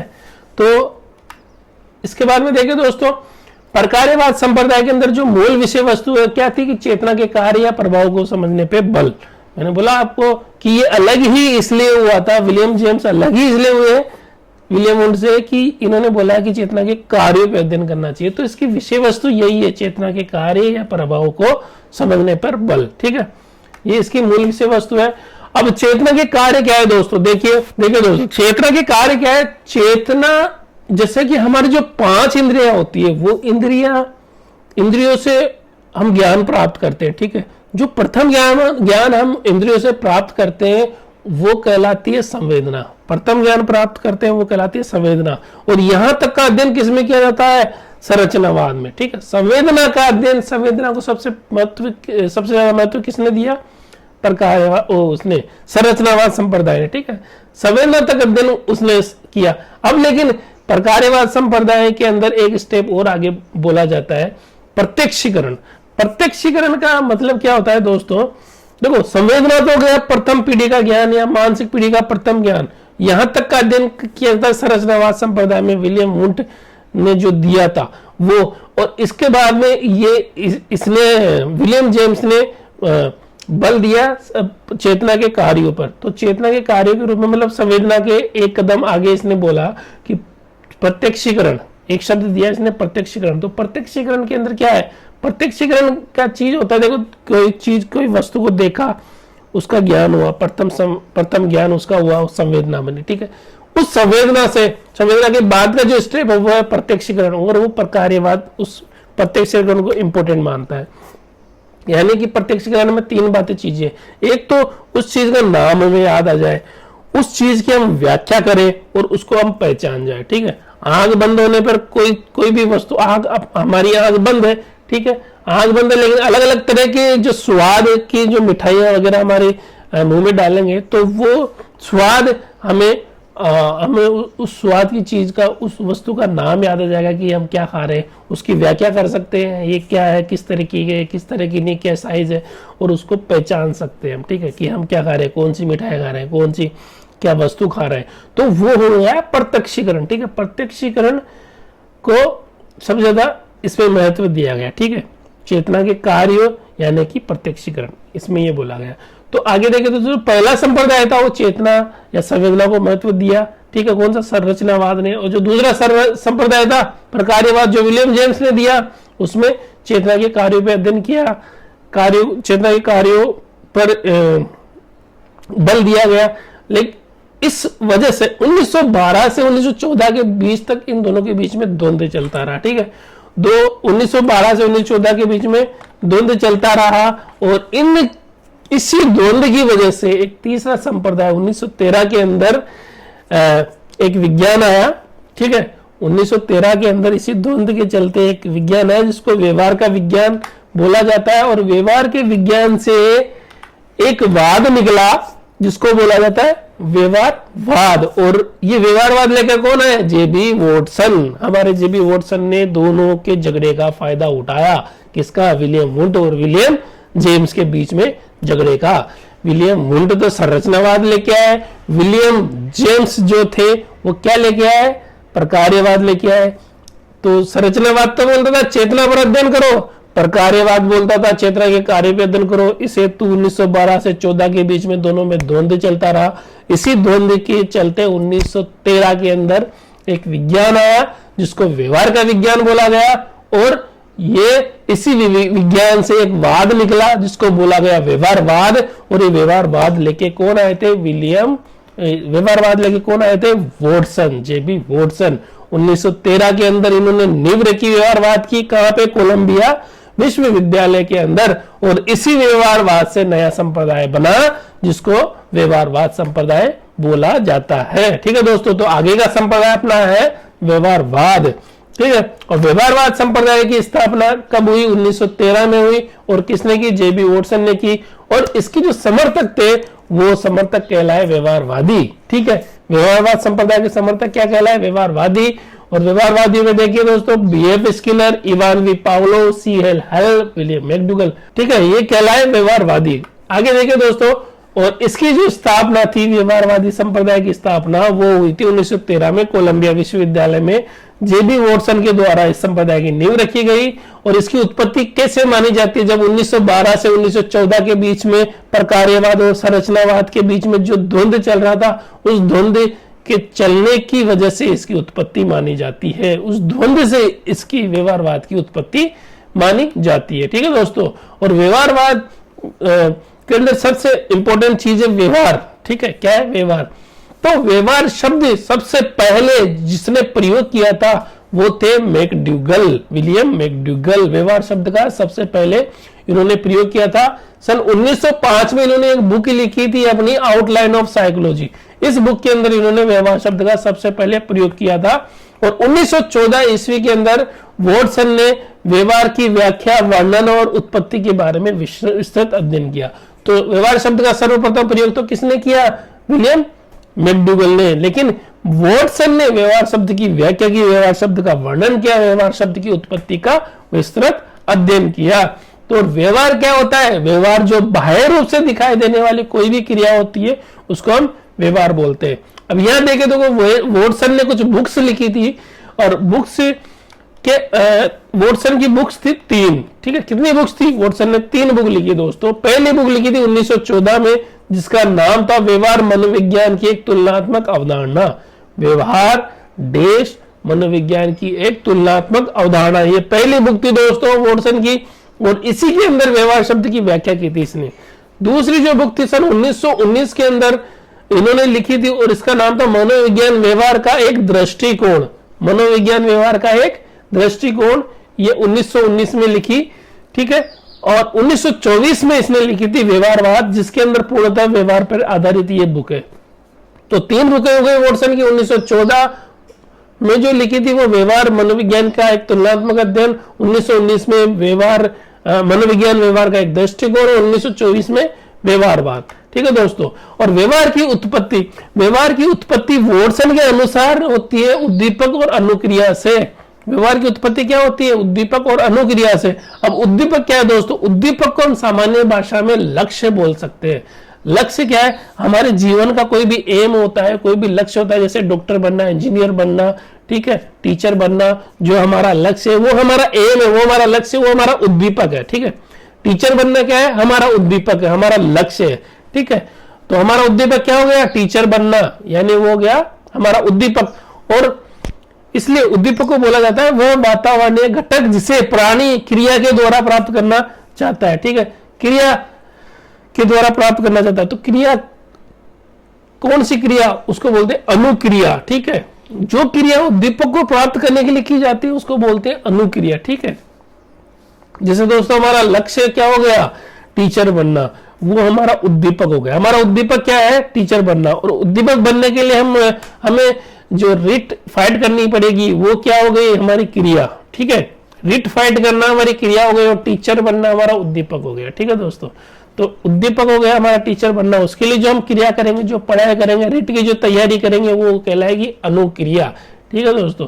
तो अनुक्रिया क्या हो गई? उद्दीपक को प्राप्त करने के लिए की जाने वाली क्रिया। और उद्दीपक क्या हो गया? वह लक्ष्य, वह वातावरणीय घटक जिसको अनुक्रिया के द्वारा प्राप्त किया जाता है, ठीक है दोस्तों। आगे देखिए, वॉटसन ने व्यवहार के लिए आनुवंशिक, वॉटसन ने बोला कि व्यवहार के लिए आनुवंशिक गुणों की आवश्यकता नहीं है। व्यवहार के लिए आनुवंशिक गुणों की आवश्यकता नहीं है, बल्कि वातावरण की महत्वपूर्ण भूमिका रहती है, ठीक है। वॉटसन ने बोला व्यवहार के लिए आनुवंशिक गुणों की जरूरत नहीं है, उसके अंदर वातावरण की महत्वपूर्ण भूमिका रहती है। और जेबी वॉटसन ने इस परिप्रेक्ष्य में एक कथन दिया। उस कथन के हिसाब से आप बहुत सारी एग्जामों के अंदर वो कथन देख सकते हैं, और वो कथन आता है, काफी एग्जामों के अंदर वो आया हुआ है दोस्तों।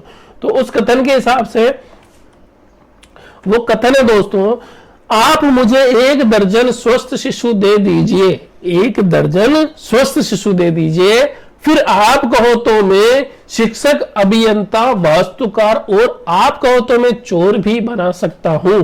यह कथन किसका था दोस्तों? वॉटसन का।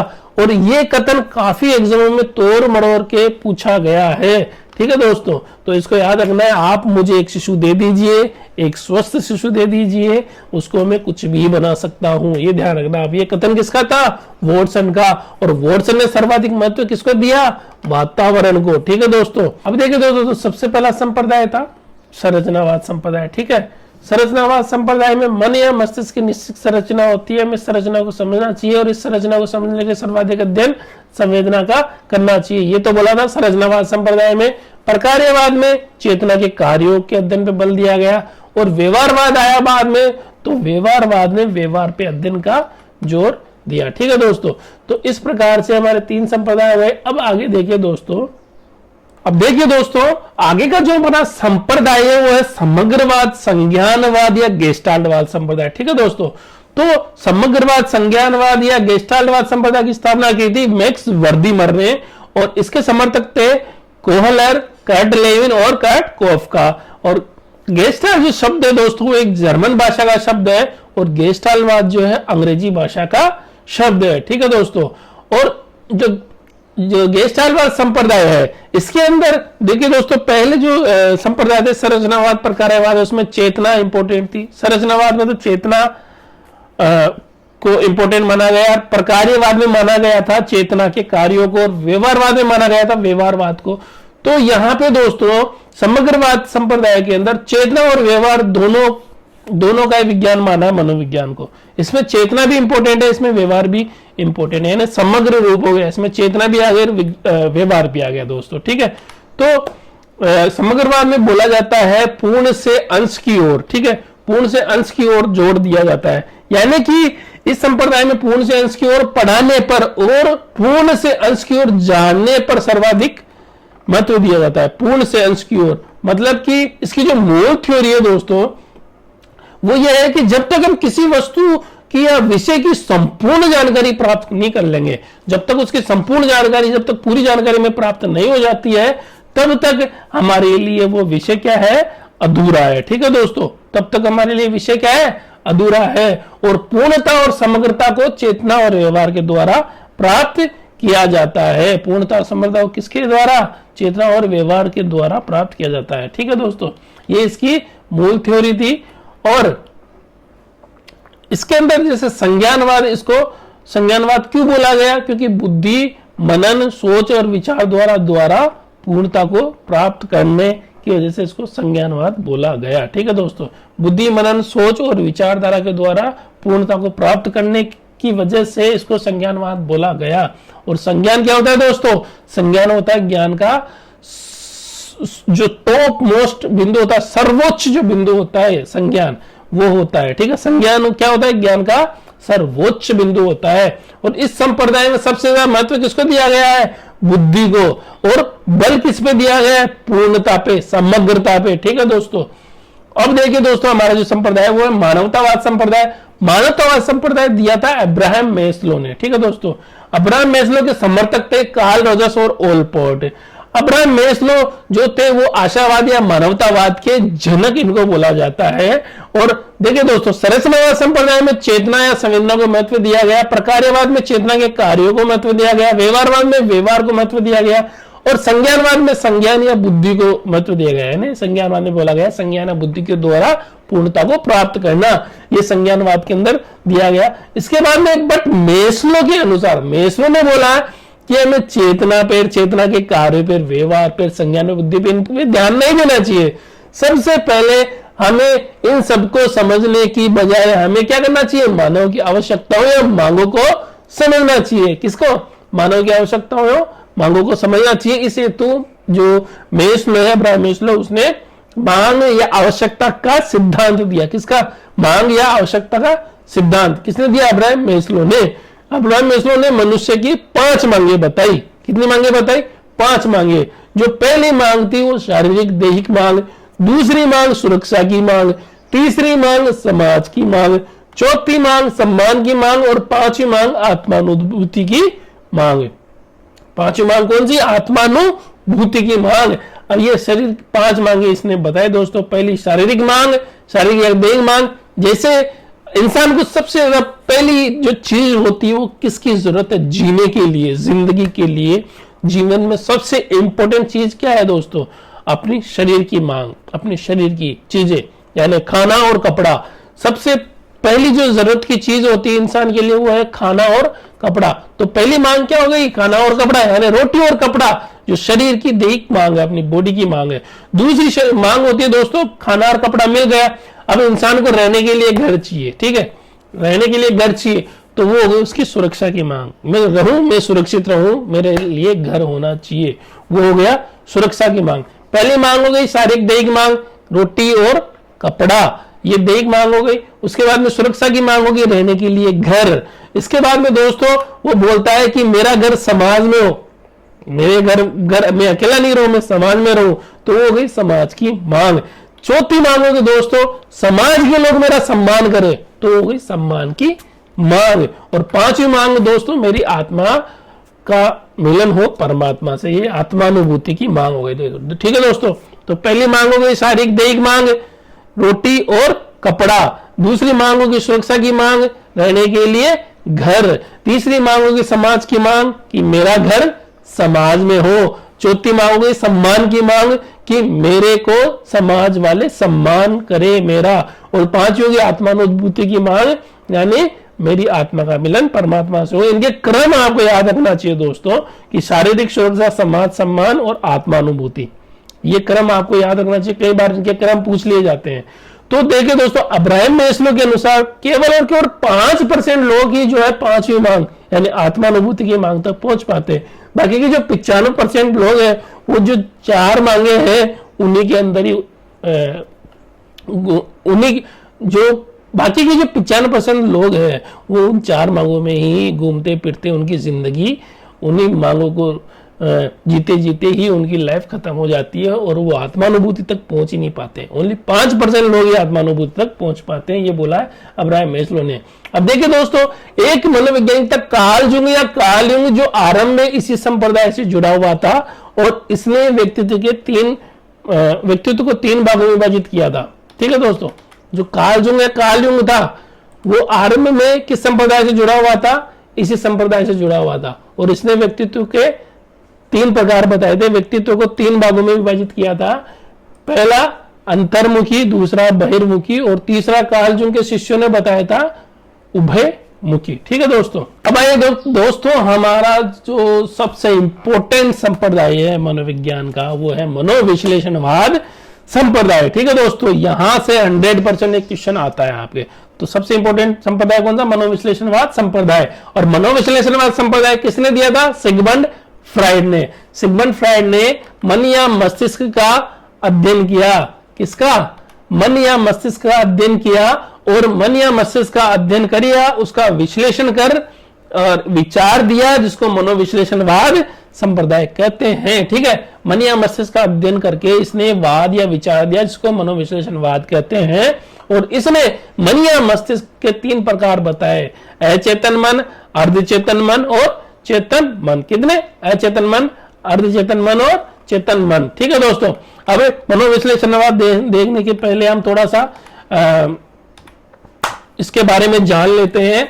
किसके बारे में? सिगमंड फ्राइड के बारे में। ठीक है दोस्तों, तो सिगमंड फ्राइड का जन्म जो हुआ 6 मई 1856 ईस्वी को हुआ, वियना के अंदर हुआ। वियना ऑस्ट्रिया के पास है और एक यहूदी परिवार में हुआ। ठीक है दोस्तों, इसका जन्म हुआ 6 मई 1856 में वियना, जो ऑस्ट्रिया के पास में है, वहां पर एक यहूदी परिवार था, उसमें इसका जन्म हुआ। और ऐसा बोला जाता है कि उस वक्त जो यहूदियों के खिलाफ काफी अत्याचार हो रहे थे, तो ऐसा बोला जाता है कि इसकी माता पिता की हत्या कर दी गई थी। तो इस वजह से इनका जो बचपन है वो अनाथालय में गुजरा था और अनाथालय में इनका लालन पालन हुआ और फिर बाद में ये शिक्षा प्राप्त की इन्होंने। शिक्षा प्राप्त करने के बाद में डॉक्टर बने और डॉक्टर किसके बने? ये पागलों के डॉक्टर बने। ठीक है दोस्तों, और पागलों के डॉक्टर बनने के बाद में ये वियना से पेंसी नगर गए और पेंसी नगर पेरिस के अंदर है। पेरिस क्या है? फ्रांस की राजधानी है। ठीक है दोस्तों, वहां पे गए। पेंसी नगर के अंदर एक हॉस्पिटल है। ठीक है दोस्तों, वहां पेंसी नगर के अंदर पेंसी हॉस्पिटल जिसको बोला जाता है, पेंसी नगर के अंदर पेंसी हॉस्पिटल था, जो जहां पे ये गए और वहां पे एक दुनिया का सबसे बड़ा पागलखाना, ठीक है, दुनिया का सबसे बड़ा पागलखाना था वो। ठीक है दोस्तों, और वहां पे जाके डॉक्टर बने और वहां पे इन्होंने हिस्ट्रिया बीमारी और पागलों पर विस्तार पूर्वक अध्ययन किया और पागलों से मिलते, पागलों से बात करते, तो ये पागलों के जो दिमाग में कई विचार उभरते हैं, कई विचार जो पागलों के दिमाग में आते हैं उनसे काफी प्रभावित हुए। और ये प्रभावित हो कि ऐसा वैसे तो क्या बोला जाता है कि पागल का दिमाग काम करना बंद कर देता है, लेकिन पागलों के मन में ऐसे ऐसे विचार जो थे वो विचारों से प्रभावित हुए कि यार ये तो पागल, इसका तो दिमाग काम करना बंद कर दिया, तो इसके अंदर ऐसे विचार आए कहां से? तो इसका अध्ययन सिगमंड फ्राइड ने किया। ठीक है दोस्तों, इसका अध्ययन सिगमंड फ्राइड ने किया और अध्ययन करके एक विचारधारा दी। इसने बोला कि हमारे पास एक मस्तिष्क नहीं होता है, हमारे पास एक मस्तिष्क नहीं होता है और इसी मस्तिष्क को मनोविज्ञान में क्या कहा जाता है? मन कहा जाता है। तो और उसका इसने विश्लेषण किया, विश्लेषण करके वाद दिया, जिसको मनोविश्लेषणवाद कहते हैं और इसी संप्रदाय को मनोविश्लेषणवाद संप्रदाय कहते हैं। तो सिगमंड फ्राइड ने मन के कितने प्रकार बताए? 3 प्रकार, अचेतन मन, अर्धचेतन मन और चेतन मन। अचेतन मन, अर्धचेतन मन और चेतन मन, ये 3 प्रकार बताए सिगमंड फ्राइड ने मन के। और लेकिन इसने सर्वाधिक महत्व दिया था अचेतन मन को। किसको सर्वाधिक महत्व दिया था? अचेतन मन को, क्योंकि सिगमंड फ्राइड के अनुसार 90% जो मन होता है वो होता है अचेतन मन और बाकी 10% जो मन होता है वो चेतन मन होता है। ठीक है दोस्तों, 90% कौन सा होता है? अचेतन मन। तो इस हिसाब से इसने बोला कि यदि किसी मनुष्य को समझना है, ठीक है, यदि किसी मनुष्य को समझना है तो मनोविज्ञान समझना है, या फिर मनोविज्ञान में किसी को अध्ययन की विषय वस्तु बनाना है, ठीक है, यदि किसी मनुष्य को समझना है या मनोविज्ञान में किसी को अध्ययन की विषय वस्तु बनाना है तो वो होना चाहिए अचेतन मन, क्योंकि वो 90% होता है और वो सर्वाधिक होता है मनुष्य पर, ठीक है। तो इसलिए मनुष्य को समझने के लिए अचेतन मन का अध्ययन करना चाहिए, ये बोला था सिगमंड फ्रायड ने, ठीक है दोस्तों। और सिगमंड फ्रायड ने प्रत्येक प्रकार के जो मन है उस मन के साथ व्यक्तित्व का एक भाग जुड़ा होता है। प्रत्येक प्रकार के मन के साथ व्यक्तित्व का एक भाग जुड़ा होता है, मतलब 3 प्रकार के मन हो गए और 3 प्रकार के व्यक्तित्व हो गए, और 3 व्यक्तित्व हो गए, 3 मन हो गए, उन तीनों का एक एक जोड़ा होता है, मतलब मन और व्यक्तित्व का, ठीक है दोस्तों।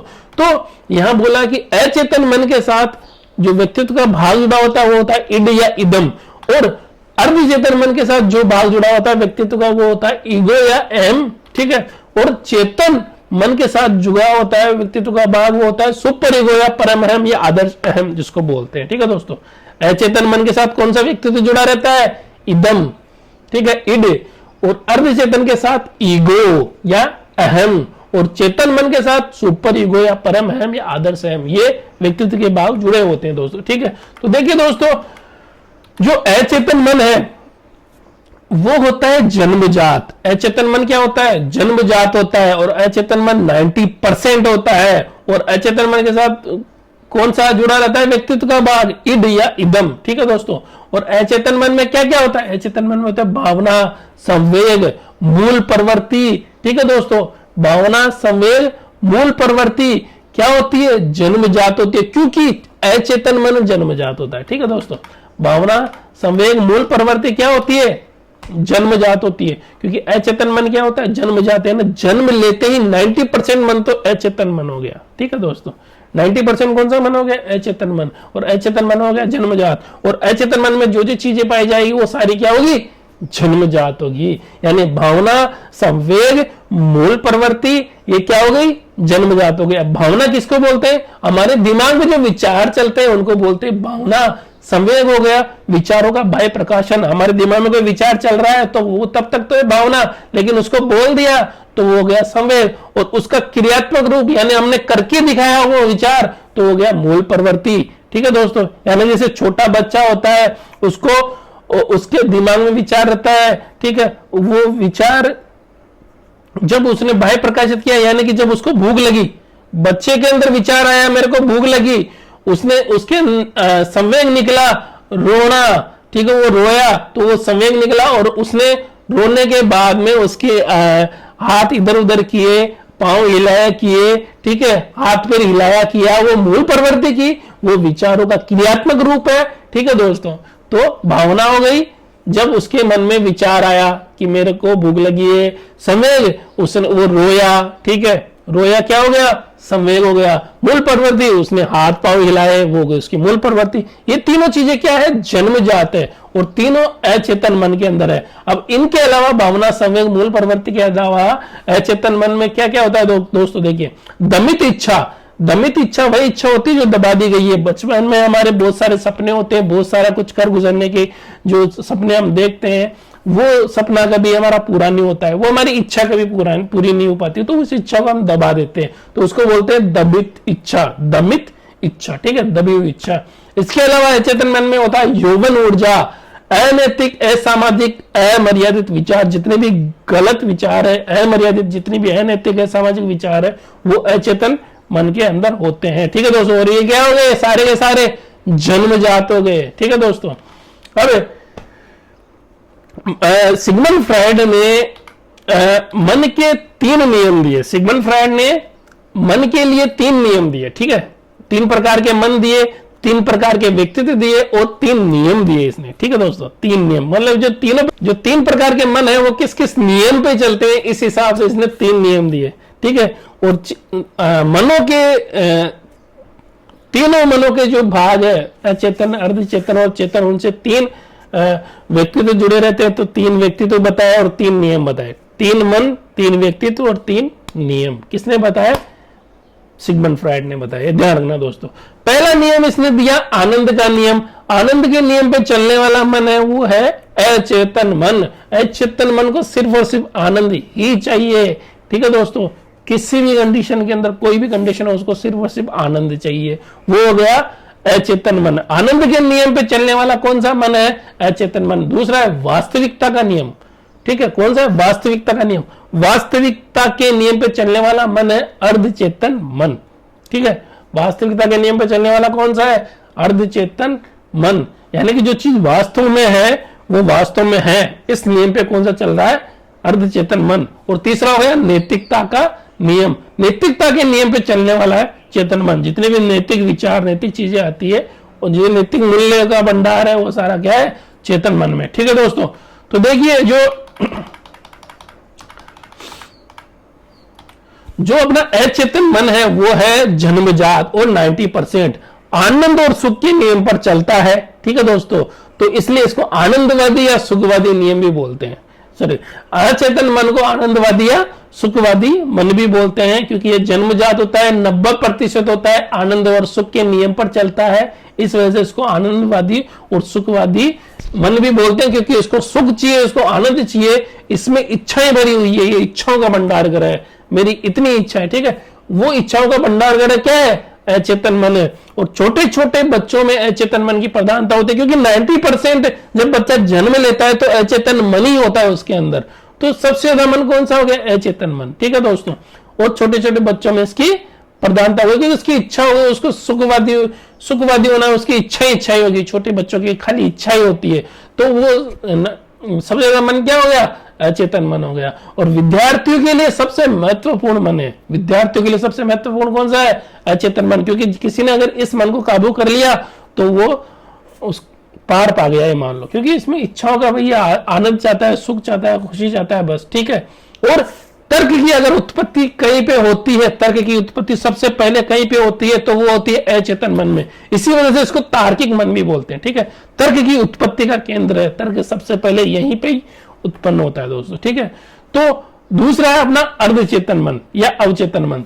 तो अर्धचेतन मन, अवचेतन मन जन्मजात नहीं होता है, वो होता है अर्जित, ठीक है। उसको अर्जित करना पड़ता है। विकास, जब मानसिक विकास जब होता है, तब वो धीरे धीरे वो जो मन है वो विकसित होता है, वो अर्जित होता है, ठीक है दोस्तों।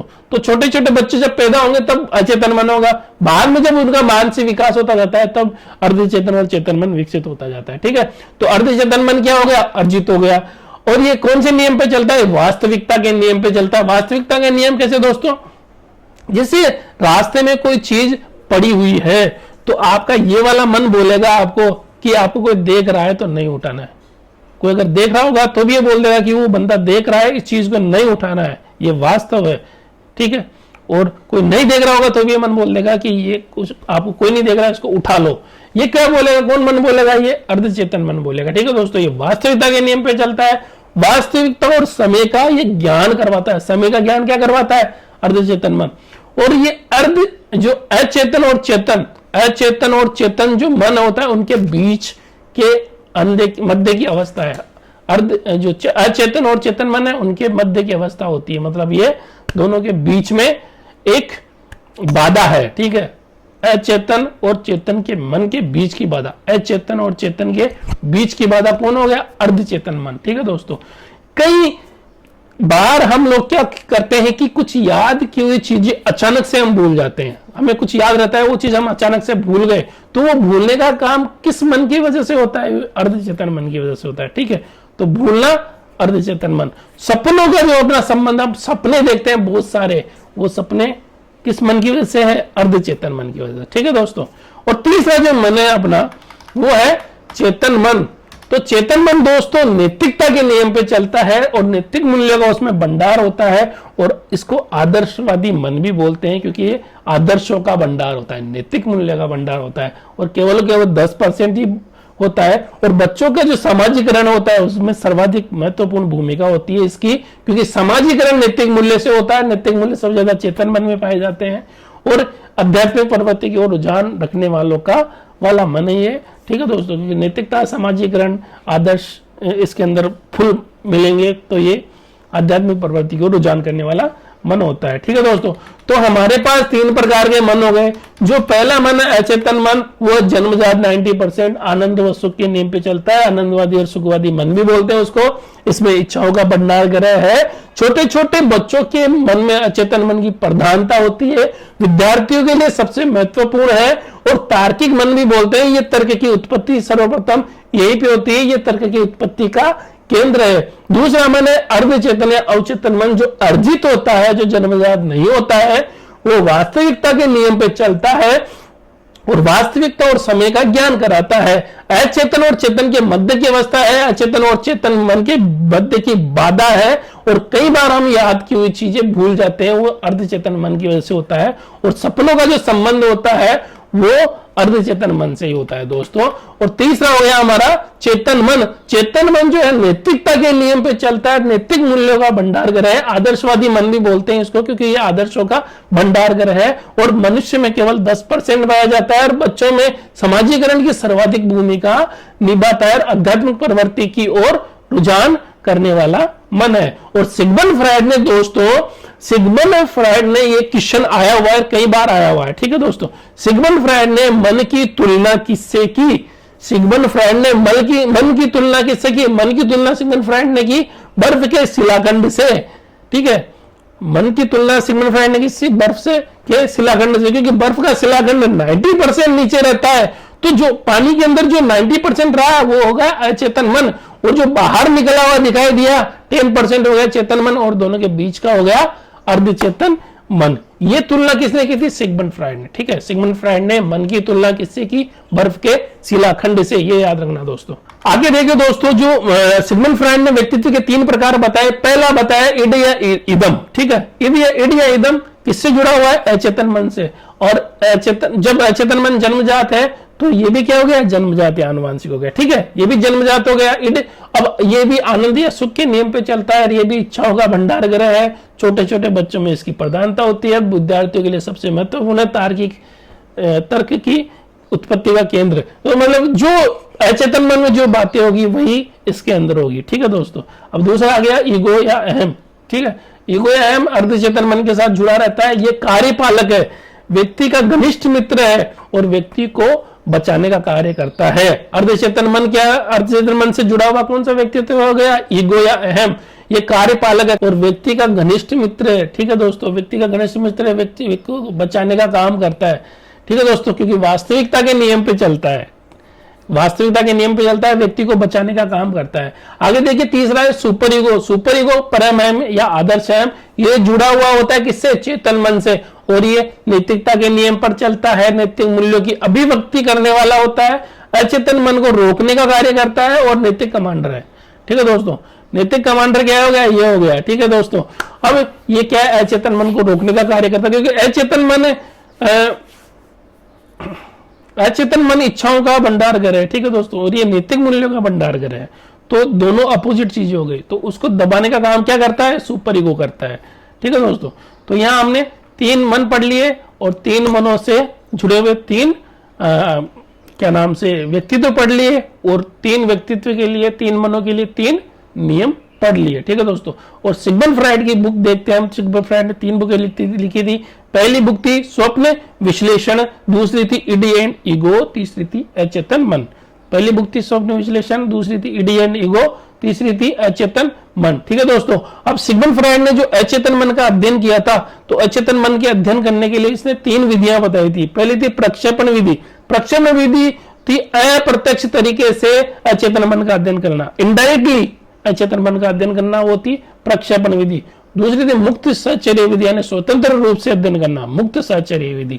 तीसरी थी स्वप्न विश्लेषण विधि, इसमें सपनों का विश्लेषण किया जाता है। ठीक है दोस्तों, तो प्रक्षेपण विधि, मुक्त साहचर्य विधि और स्वप्न विश्लेषण विधि, 3 विधियां थी सिगमंड फ्रायड ने दी थी। ठीक है दोस्तों, तो सिगमंड फ्रायड ने अचेतन मन का अध्ययन का विषय बनाया, और जो विद्यार्थी को सृजनशील, अधिगमशील और विपरीत करना है तो अचेतन मन का अध्ययन करना चाहिए। ठीक है, तो मनोविश्लेषणवाद के अंदर सिगमंड फ्रायड ने किसको अध्ययन का विषय बनाया? अचेतन मन को।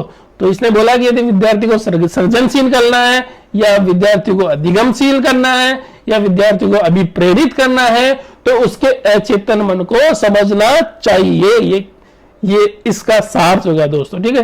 विद्यार्थी को सृजनशील करना है, अधिगमशील करना है, उसको अभिप्रेत करना है, तो हमें किसको समझना चाहिए? उसके अचेतन मन को समझना चाहिए, क्योंकि 90% हर में अचेतन मन पाया जाता है, ठीक है दोस्तों। अब सिगमंड फ्राइड के कुछ समर्थक भी थे दोस्तों, एडलर, कार्ल जुंग और कार्ल युंग, ठीक है दोस्तों। अब कार्ल युंग ने व्यक्तित्व के 3 प्रकार बताए, ठीक है दोस्तों। कार्ल युंग ये पहले प्रकार्यवाद संप्रदाय से जुड़ा हुआ था, मैंने आपको बताया था। इसने व्यक्तित्व के 3 प्रकार बताए, इसने बताया बहिर्मुखी, अंतर्मुखी और उभयमुखी। जो बहिर्मुखी अंतर्मुखी था इसने बताया, लेकिन उभयमुखी जो व्यक्तित्व का प्रकार है वो व्यक्तित्व का प्रकार युंग के शिष्यों ने बताया, ठीक है दोस्तों। तो कार्ल युंग जो पहले प्रकार्यवाद से जुड़ा हुआ था, बाद में मनोविश्लेषणवाद से जुड़ा, और उसने व्यक्तित्व के 3 प्रकार बताए, बहिर्मुखी, अंतर्मुखी और उभयमुखी, ठीक है दोस्तों। तो ये था अपना मनोविश्लेषणवाद संप्रदाय। तो दोस्तों ये तो कंप्लीट हुए हमारे संप्रदाय। अब हम देखते हैं मनोविज्ञान की प्रमुख शाखाएं। तो दोस्तों देखिए, मनोविज्ञान की लगभग 50 से भी अधिक शाखाएं हैं, जिनका हम यहाँ अध्ययन नहीं करेंगे क्योंकि आपके वो टॉपिक है नहीं, और कुछ महत्वपूर्ण इंपॉर्टेंट जो शाखाएं हैं उनके बारे में अध्ययन करते हैं, जो आपके क्वेश्चन जहां से आ सकते हैं, ठीक है दोस्तों। तो पहली मनोविज्ञान की शाखा है शिक्षा मनोविज्ञान, ठीक है दोस्तों। पहली मनोविज्ञान की शाखा क्या है? शिक्षा मनोविज्ञान। अब शिक्षा मनोविज्ञान में क्या होता है दोस्तों? मनोविज्ञान के नियमों और सिद्धांतों का शिक्षा के क्षेत्र में उपयोग किया जाता है। मनोविज्ञान के नियमों सिद्धांतों का शिक्षा के क्षेत्र में उपयोग किस शाखा में किया जाता है? शिक्षा मनोविज्ञान में। तो दोस्तों देखिए, यहाँ पे एडवर्ड ली थॉर्नडाइक जो था, एडवर्ड ली थॉर्नडाइक ने अधिगम के जो सिद्धांत दिए, और एडवर्ड ली थॉर्नडाइक ने सबसे पहले मनोविज्ञान के अंदर नियम और सिद्धांत, मनोविज्ञान के मतलब सीखने के नियम भी एडवर्ड ली थॉर्नडाइक ने, अधिगम के नियम दिए है, सीखने के नियम दिए, सबसे पहले किसने दिए? एडवर्ड ली थॉर्नडाइक ने दिए। और उन नियम और सिद्धांतों पे किसका असर दिखता था? मनोविज्ञान के नियम और सिद्धांतों का, ठीक है। मनोविज्ञान के नियम और सिद्धांतों का असर दिखता था किसके? एडवर्ड ली थॉर्नडाइक के जो अधिगम के नियम जिन्होंने दिए थे उनके ऊपर। तो इस वजह से एडवर्ड ली थॉर्नडाइक को प्रथम शैक्षिक मनोवैज्ञानिक बोला जाता है। प्रथम शैक्षिक मनोवैज्ञानिक कौन हो गया? एडवर्ड ली थॉर्नडाइक, ठीक है दोस्तों। तो शिक्षा मनोविज्ञान हो गया मनोविज्ञान के नियम और सिद्धांतों का शिक्षा के क्षेत्र में प्रयोग करना। और एडवर्ड ली थॉर्नडाइक जो थे प्रथम ऐसे शैक्षिक मनोवैज्ञानिक थे जिन्होंने सीखने के नियम दिए, और उन नियमों पे मनोविज्ञान के नियमों और सिद्धांतों की झलक सबसे पहले दिखी, ठीक है दोस्तों। और दूसरा है मानव मनोविज्ञान। मानव मनोविज्ञान में केवल और केवल मानव के व्यवहार का अध्ययन किया जाता है। तीसरा है दोस्तों बाल मनोविज्ञान। बाल मनोविज्ञान में 0 से लेकर 12-13 वर्ष तक के बालकों का अध्ययन किया जाता है। चौथी दोस्तों देखो किशोर मनोविज्ञान। किशोर मनोविज्ञान हो गए 13-14 वर्ष से लेकर 18-19 वर्ष तक के किशोरों का अध्ययन उसमें किया जाता है। 5 हो गए दोस्तों प्रौढ़ मनोविज्ञान। प्रौढ़ मनोविज्ञान 19 से ऊपर के 19 साल से जो ऊपर के प्रौढ़ है उनका अध्ययन किया जाता है। आगे हो गए दोस्तों पशु मनोविज्ञान। पशु मनोविज्ञान में मानव और पशु, देखो है तो नाम पशु मनोविज्ञान, नाम तो है पशु मनोविज्ञान, लेकिन इसके अंदर मानव और पशु दोनों के व्यवहार का अध्ययन किया जाता है। दोनों के व्यवहारों में तुलना की जाती है। देखो एक तो क्या मानव का असामान्य व्यवहार, असामान्य व्यवहार, और दूसरा है पशु का असामान्य व्यवहार, सामान्य व्यवहार। इन व्यवहारों में तुलना की जाती है इसके अंदर पशु मनोविज्ञान में, ठीक है दोस्तों। तो मानव और पशु के व्यवहार की तुलना किसमें की जाती है? पशु मनोविज्ञान में। तो इसलिए इसको तुलनात्मक मनोविज्ञान भी बोलते हैं। दोनों के व्यवहार की तुलना करने की वजह से इसको तुलनात्मक मनोविज्ञान भी बोलते हैं। और पशु मनोविज्ञान के जो जनक थे वो थे एडवर्ड ली थॉर्नडाइक, क्योंकि उन्होंने पशुओं पे प्रयोग किए थे, ठीक है दोस्तों। एडवर्ड ली थॉर्नडाइक जिन्होंने अधिगम के सिद्धांत दिए और उन्होंने पशुओं पे प्रयोग किए, और इस वजह से उनको पशु मनोविज्ञान का जनक बोला जाता है, ठीक है दोस्तों। फिर आगे सामान्य विज्ञान। सामान्य मनोविज्ञान के अंदर मानव के जो सामान्य व्यवहार का अध्ययन किया जाता है। असामान्य मनोविज्ञान मानव के असामान्य व्यवहार का अध्ययन किया जाता है। और आगे है प्रयोगात्मक मनोविज्ञान। प्रयोगात्मक मनोविज्ञान के अंदर प्रयोग किए जाते हैं, ठीक है दोस्तों। तो सबसे पहले प्रयोग किसने किया था? वुंट ने 1879 में लिप्जिंग नगर में लिप्जिंग विश्वविद्यालय के अंदर प्रयोगशाला की स्थापना की थी। जो मनोविज्ञान की पहली प्रयोगशाला थी उसने सबसे पहले प्रयोग किया था, इसलिए इस शाखा का जनक किसको बोला जाता है? वुंट को, ठीक है, विलियम वुंट। तो प्रयोगात्मक मनोविज्ञान के जनक कौन हो गए? वुंट। परा मनोविज्ञान। परा मनोविज्ञान में अतीन्द्रिय ज्ञान जो होता है, जो आत्मा, परमात्मा, भूत आदि का जो जिसमें अध्ययन किया जाता है वो परामनोविज्ञान है। देखो दोस्तों, अक्षय कुमार की एक पिक्चर थी भूल भुलैया और रजनीकांत की एक पिक्चर थी चंद्रमुखी। उसके अंदर उन्होंने जो जिस डॉक्टर का रोल किया था वो ये परामनोविज्ञानिक है। ठीक है दोस्तों, और आगे देखिए समाज मनोविज्ञान समाज का अध्ययन और व्यक्तित्व मनोविज्ञान व्यक्तित्व का अध्ययन। ठीक है दोस्तों, तो ये दोस्तों हमारी जो मनोविज्ञान की जहां जो हमने आज जो मनोविज्ञान देखा वो मनोविज्ञान की आपके लगभग संपूर्ण मनोविज्ञान है दोस्तों।